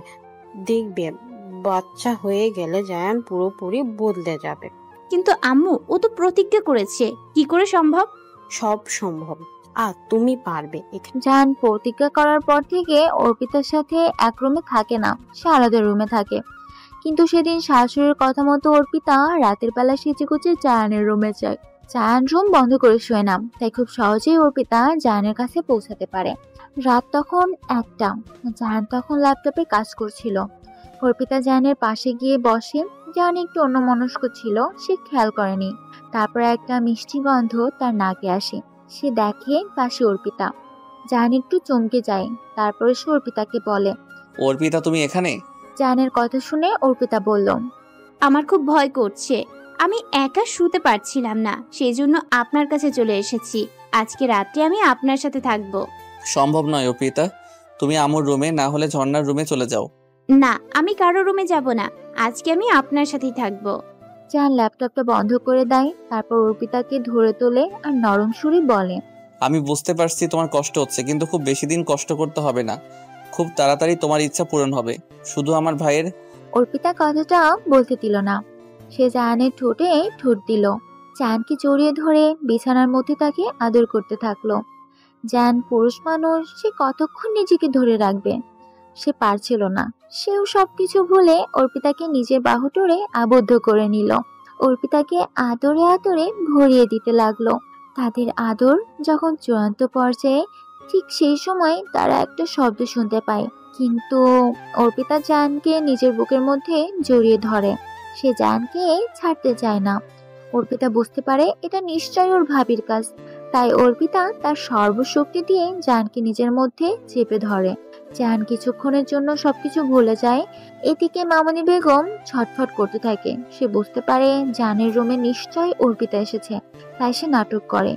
কিন্তু পাশ থেকে শায়লা বেগম মামনির উদ্দেশ্য করে বলে, এখানে দাঁড়িয়ে তুমি কি করছো? শায়লা বেগমের কথা শুনে মামনি বেগম চমকে যায়। সে ভাবতে পারেনি এত রাতে তার শাশুড়ি জেগে আছে, কারণ সে জানেন তার শাশুড়ি ঘুমের বড়ি খেয়ে শোয়। কিন্তু সালমা বেগম সেদিন সতর্ক ছিল, সে ঘুমের বড়ি খায়নি। মামনি বেগম তখন আমতা আমতা করে বলে, এখানে এমনি দাঁড়িয়ে আছে আম্মু? এটা তো জায়ানের রুম, তুমি এখানে কি করছো? পানি পানি খেতে এসেছিলাম। ও, তো রান্নাঘরে। আপনি এখানে কি করছেন? আপনি তো ঘুমের বড়ি খেয়ে ঘুমান, তাহলে এখনো জেগে আছেন? আজকে বড়ি খাইনি। আমাকে অর্পিতা কথা দিয়েছে ও আমাকে নাতি নাতনির উপহার দেবে, তাই সে আনন্দে আমার ঘুম আসেনি। তুমি যাও, রুমে চলে যাও, গিয়ে ঘুমিয়ে পড়ো। ওরা স্বামী স্ত্রী একসাথে আছে, অর্পিতার অধিকার আছে জায়ানের রুমে থাকা। মামনি বেগম আর কি করবে, কোনো উপায় না পেয়ে সে নিজের রুমে চলে যায়। তারপর নিজের হাতের শিরা কেটে আত্মহত্যা করার চেষ্টা করে। আমি জানতাম তুমি আসবে। কি করব, না এসে উপায় আছে? কি খাবে বলো? মিতালি কোথায়? ভাইয়া ভাবি প্রেম করবে, সেখানে মিথিলেশা কি করবে? আজকে পুষণ একটা রেস্টুরেন্টে ঝর্ণার সাথে দেখা করতে এসেছে। পুষণ বাসায় ফেরার আগে ঝর্ণাকে ফোন করেছিল, যদি তুমি আসো আমার সাথে দেখা করতে, তবে বুঝবো তুমি আমার চাও। ঝর্ণা জানে তার ছোট ভাইয়া ভীষণ রাগী, তাই নিজের সাথে লড়াই করে পুষণের সাথে দেখা করতে এসেছে। মন থেকে সেও পুষণকে পছন্দ করে। তারপর ম্যাডাম চুপচাপ কেন? কি বলবো? একটা সত্যি কথা বলো। হ্যাঁ বলুন। কেউ কি লাইফে আছে? কেউ যদি থাকে আপনি কি আসবেন না? উচিত কে আসা? না, কেউ নেই। অন্তত 20 বছর বয়সী জীবনে এখনো পর্যন্ত কেউ আসেনি মানে সেভাবে কারো প্রতি কোনো ফিলিংস দেখতে পাইনি। আমার প্রতি তোমার কেমন ফিলিংস আসছে জানি না। আর কিছু বলতে হবে না, আমার উত্তর পেয়ে গেছি। তুমি এবার আসতে পারো। পুষণের কথা শুনে ঝর্ণা পুষণের দিকে তাকায়, তারপর বলে, কি বলছেন কি আপনি? I love you. পুষণের কথা শুনে ঝর্ণা লজ্জায় মাথা নত করে নেয়। সেটা লক্ষ্য করে পুষণ বলে, এই তুমি কিছু বললে না কেন? কি বলবো? I love you too. খুব আশা নিয়ে, অনেক স্বপ্ন নিয়ে আজকে তোমার মুখোমুখি হয়েছিলাম। আমি জানতাম তুমি আমায় নিরাশ করবে না, তাই আল্লাহকে একবার ধন্যবাদ জানাই। আমার লাইফে তোমাকে ওয়েলকাম। এই মনে তুমি শুধু রাজত্ব করবে। ধন্যবাদ জন্য। আর একবার বলি, আই লাভ ইউ। সেদিনই জায়ানের রুমে অর্পিতাকে দেখে মামনি বেগম ঠিক থাকতে পারে না, সে আত্মহত্যা করার চেষ্টা করে। সকালবেলা জায়ানের রুমে বাসার কাজের বুয়া ডাকি বলে মামনি বেগম হাতে শিরা কেটে আত্মহত্যা করার চেষ্টা করেছে। জায়ান তখন দেখে বিছানায় মামনি বেগম এলোমেলো অবস্থায় শুয়ে আছে, আর তার হাত দিয়ে তখনও রক্ত পড়ছে। জায়ান চিৎকার করে ওঠে। সে মামনি বেগমকে কোলে নিয়ে হসপিটালের উদ্দেশ্যে রওনা হয়। হাতে মোট 6টা সেলাই পড়ে। কিছুদিন পর মামনি বেগম সুস্থ হলে জায়ান বলে, বলো না ভাবি, তুমি কেন এই কাজ করলে? তুমি আমায় কি কথা দিয়েছিলে? আমি তো বলছি ভাইয়ার খুনিকে আমি ধরবো আর তাকে আমি কঠিন শাস্তি দেব। তুমি বোঝার চেষ্টা করো অর্পিতা, আমার স্ত্রী, তার অধিকার আছে। আমি তাকে কি করে ফিরিয়ে দিই বলো? সে তো ভালোবেসে আমাকে বিয়ে করেছে। সে অনেক দিন থেকে আমাকে ভালোবাসে, আমি জানতাম না। চুপ করো, সব পুরুষই সমান। আমি তোমাকে একটু অন্য চোখে দেখেছিলাম, তুমিও নিজেকে ধরে রাখতে পারলে না। 1 নম্বর লোভী পুরুষ কোথাকার। তোমার চোখেও কামনা ছিল, তুমি ভুলে গেলে আমার দুঃখ। তুমি কথা দিয়েছিলে তোমার ভাইয়ের খুনিকে তুমি ধরবে, সে না করে নিজের স্ত্রীর সাথে বেড শেয়ার করছো। লজ্জা করে না এই তোমার পুরুষত্ব? মামনি বেগমের কথায় জান খুব লজ্জা পায় আর বলে, ভাবি আর ভুল হবে না, আমায় ক্ষমা করে দাও। এর জন্য আমি অর্পিতাকে শাস্তি দেব। আমি তোমাকে কথা দিচ্ছি, আমার লাইফে অর্পিতার কোনো ভূমিকা থাকবে না। ঠিক আছে, তাহলে ওকে 1 বছরের জন্য ওর বাপের বাড়ি পাঠিয়ে দাও, এটাই হবে তোমার ক্ষমা। জায়ান দোটানায় পড়ে যায়, কি করবে? এদিকে বড় ভাবি তাকে সে কথা দিয়েছে, আর ওদিকে বিয়ে করা বউ। জায়ান বুঝতে পারছে অর্পিতার কাছে থাকলে তাহলে সে আর নিজেকে ধরে রাখতে পারবে না, আবার ভুল করবে। যেভাবেই হোক অর্পিতাকে দূরে সরাতেই হবে। ভাবি তো মাত্র 1 বছর সময় চেয়েছে, আর আমি 1 বছরের মধ্যে ভাইয়ের খুনিকে বের করব, তাহলে তখন আর সমস্যা হবে না, অর্পিতা আমারই থাকবে। ছোট ভাবি, তোমাকে আমার অনেক কিছু বলার আছে। হ্যাঁ বলো না, কি বলবো? ছাদে যাবে? ছাদে চলো, এই বিকেলবেলা ছাদে আমার ভালো লাগে। সেই জন্যই তো বললাম, তোমার মনের কত কথা আমি বুঝি বলো। তুমি আমার বেস্ট ভাবি। কিছুদিন লক্ষ্য করছি আমার ননদের হাসি মুখটা। কেন গো, কেউ কি এসেছে জীবনে? জীবনে বসন্ত এসেছে। তাই বুঝি? তা কে সেই ভাগ্যবান? ছাদে চলো বলছি। তারপর দুজনেই ছাদে যায়। ঝর্ণা অর্পিতাকে বলে, ভাবি কিছুদিন আগে একদিন ফোন করেছিল, তোমার মনে আছে? আমি রান্নাঘরে ব্যস্ত ছিলাম বলে তোমায় ফোনটা রিসিভ করতে বলেছিলাম। অর্পিতা চোখ বুঝে মনে করার চেষ্টা করলো, তারপর বলল, হ্যাঁ মনে পড়েছে, তোমার বান্ধবী ভাইয়া? হ্যাঁ, ও ছুটিতে বাসায় এসেছে আর আমায় বলেছিল একটা রেস্টুরেন্টে দেখা করার কথা। আমি গিয়েছিলাম। তারপর কি হলো? কি বলি বলো তো? কুচকুচ হতা হে। কথাটা বলে ঝর্ণা অর্পিতাকে হেসে ওঠে। দুজনেই হাসির শব্দ শুনে জান ছাদে আসে, দেখে অর্পিতা খুব হাসছে। জান ভাবে সে কিছু বলবে, কিন্তু অর্পিতার হাসি মাখা মুখ দেখে তার সাহস হলো না, সে ফিরে গেল। রাতের বেলা অর্পিতা জানের রুমে এলো। জান অর্পিতাকে বলে, তুমি আর এই রুমে আসবে না অর্পিতা। কেন? সেদিন তোমার সাথে যেটা করলাম সেটা ঠিক হয়নি। কেন ঠিক হয়নি? তোমার এখন বয়স কম, এখনো পড়াশোনা শেষ হয়নি, সেজন্য বলছিলাম। তুমি এক কাজ করবে, তুমি এখন তোমার আব্বুর কাছে ফিরে যাও, ওখান থেকে তোমার পড়াশোনা কমপ্লিট করো, তারপর আমি তোমাকে ফিরিয়ে নিয়ে আসবো। কিছুদিনের ব্যাপার তো, দেখতে দেখতে কেটে যাবে। জানের কথা শুনে অর্পিতার মনটা খারাপ হয়ে যায়। সে বলে, আমি আপনাকে ছাড়া থাকতে পারবো না। আমি বুঝতে পারছি, আমার তো কষ্ট হচ্ছে, কিন্তু তোমার পড়াশোনার জন্য এইটুকু কষ্ট তো করতেই হবে। তাছাড়া তোমার এখন সবে 18 বছর বয়স, আর কিছুদিন, এতদিন তো কাটিয়ে দিলে পারবে না বলো? আমার জন্য একটুখানি কষ্ট করো না। জানের কথা শুনে অর্পিতা চোখ দিয়ে কয়েক ফোঁটা পানি বেরিয়ে পড়ে। জানকে বুঝতে না দিয়ে অর্পিতা বলে, আপনি যা বলছেন তাই হবে, আপনি আমায় ফোন করবেন কিন্তু। করব, আমি তোমার খরচ পাঠিয়ে দিব, তোমাকে চিন্তা করতে হবে না। আমি কালকেই তোমাকে তোমার আব্বুর বাসায় দিয়ে আসবো। তার পরের দিন অর্পিতা তার শাশুড়ির সাথে দেখা করে আর বলে, আম্মু আমি এখন আসছি। আসছি মানে? কোথায় যাচ্ছ তুমি? বাপের বাড়ি। বাপের বাড়ি? কিন্তু কেন? আপনার ছেলে বলছিল আমার পড়াশোনা কমপ্লিট হয়নি, সেই জন্য আমি যেন আমার আব্বুর বাসায় থেকে পড়াশোনা তো কমপ্লিট করি। ও বোকা মেয়ে, এইভাবে সবকিছু অন্যের হাতে ছেড়ে দিয়ে চলে যাবি? কি ছেড়ে দিয়েছি আম্মু আমি? কিছু নয়, বড্ড সরল তুই। তবে শুনেছি যে সরল হয় আল্লাহ সব সময় তার সাথে থাকে। তার আমার বিশ্বাস তোর কোনো ক্ষতি হবে না, আল্লাহ তোকে রক্ষা করবে। তুই যা, তোর আব্বুর বাসায় কিছুদিন থেকে আয়। জায়ান অর্পিতাকে নিজের আব্বুর বাসায় দিয়ে আসে আর মনসুর আলী উদ্দেশ্য করে বলে, আব্বু আমি রেখে যাচ্ছি, ও পড়াশোনার সুবিধার জন্য। ওকে আপনি দেখবেন, জানবেন, ও আমার আমানত। ওকে আপনার জিম্মায় রেখে গেলাম, যদি কখনো কোনো সমস্যা হয় আমাকে জানাবেন, আমি রোজ ফোন করব। তুমি কি বলছো অর্পিতা? আমার জিন্দেগি, ওর কোনো ক্ষতি হোক সেটা আমি কখনোই করব না। ওর পড়াশোনার সুবিধার জন্য ও যদি এখানে থাকে আমার কোনো সমস্যা নেই, তবে পড়াশোনা শেষ হলে ওকে ফিরিয়ে নিয়ে যাবে। বুঝতেই তো পারছো, বিয়ে হওয়ার মেয়ে শ্বশুর বাড়ি ছেড়ে বাপের বাড়ি থাকলে সমাজে একটা কথা হতেই পারে। আপনি নিশ্চিন্তে থাকতে পারেন। এদিকে মামনি বেগম ভাবলো সে জিতে গেছে। পুনরায় এসে জায়ানকে দিয়ে নানা রকম জঘন্য কাজ করাতে লাগলো। এদিকে পোষণ পরিবারে এসে জায়ানদের বাসায় ঝর্ণার জন্য বিয়ের প্রস্তাব নিয়ে পোষণের কথাবার্তা সালমা বেগমের খুব ভালো লাগে, কিন্তু এই বিয়েতে মামনি বেগমের মত থাকে না, কারণ পোষণের পুলিশের চাকরি করে। এটা আপত্তি করে মামনি বেগম। পোষণ চলে গেল মামনি বেগমের সাথে সালমা বেগমের ঝগড়া বাঁধে। সালমা বেগম বলে, আমার মেয়ে, আমি ওর বিয়ে দেব, এতে তোমার আপত্তি করার কি আছে? ও পুলিশের চাকরি করে, ওইসব ছেলেকে মেয়ে না দেওয়াই ভালো। পুলিশের চাকরি তো ভালো চাকরি, মানুষকে নিরাপত্তা দিচ্ছে সরকার, সেজন্যই তো এই মাইনে দিচ্ছে, এইসব ছেলেদের রেখে দিয়েছে। এসব রিস্কের ব্যাপার, যদি কোনো বিপদ হয় তখন ঝর্ণার জীবনে অন্ধকার নেমে আসবে, তখন আপনি সামলাতে পারবেন তো? তোমার মনে তো শুধু পাপ চিন্তা, এজন্য তুমি এসব কথা বলছো। আমি তো কিছুই খারাপ দেখতে পাচ্ছি না, আমার মতো আছে, ঝর্ণার মতো আছে, কিন্তু জায়ানের সাথে কথা বলবো, তুমি এই ব্যাপারে কিছু বলবে না। মামনি বেগম আপত্তি করার কারণ আছে। কুসুম পুলিশের লোক, যদি তাদের গোপন সব কথা জেনে যায় সেজন্য আপত্তি করেছে।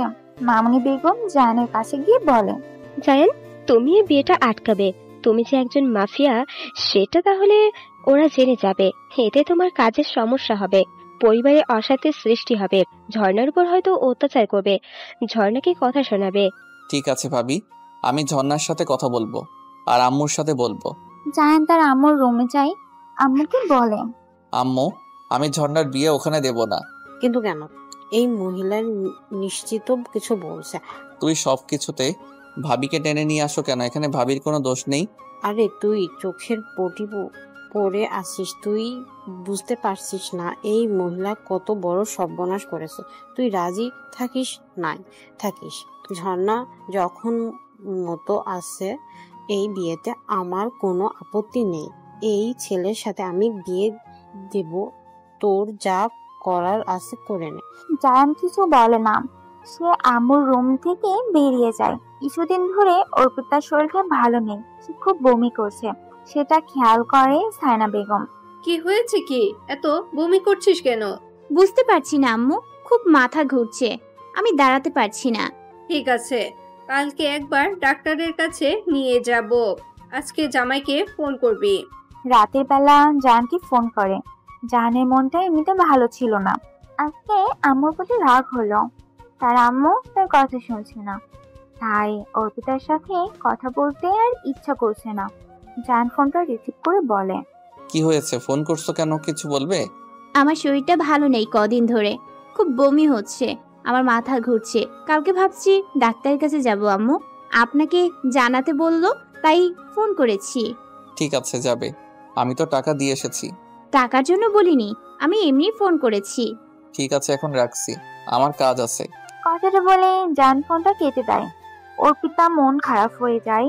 তারপর দিন অর্পিতা ডাক্তারের কাছে গেল, ডাক্তার প্রেগন্যান্সি টেস্ট করাতে বলে। অর্পিতা কথাটা শুনে চমকে যায়, কিন্তু বুঝতে পারে না। তারপর ডাক্তার সাহেব ব্যবস্থা করে দেয়, প্রেগন্যান্সি রিপোর্টে পজিটিভ রিপোর্ট আসে।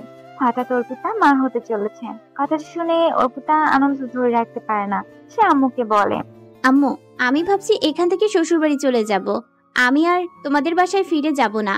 অর্পিতার মুখ থেকে কথাটা শুনে তার মা হাসে আর বলে, সেটা ঠিক আছে, কিন্তু তুই এখন অসুস্থ, তোর শাশুড়ি বয়স্ক মানুষ, জামাই কাজে ব্যস্ত, তোকে কে দেখবে?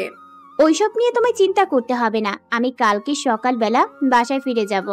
অর্পিতা বুঝতে পারছে জায়ান থেকে দূরে থাকা তার পক্ষে সম্ভব নয়, এই বাচ্চাকে তার আব্বুর কাছে রাখতেই হবে। তাই তার পরের দিন তার ভাই রাজুকে নিয়ে সে শ্বশুর বাড়ি ফিরে যায়।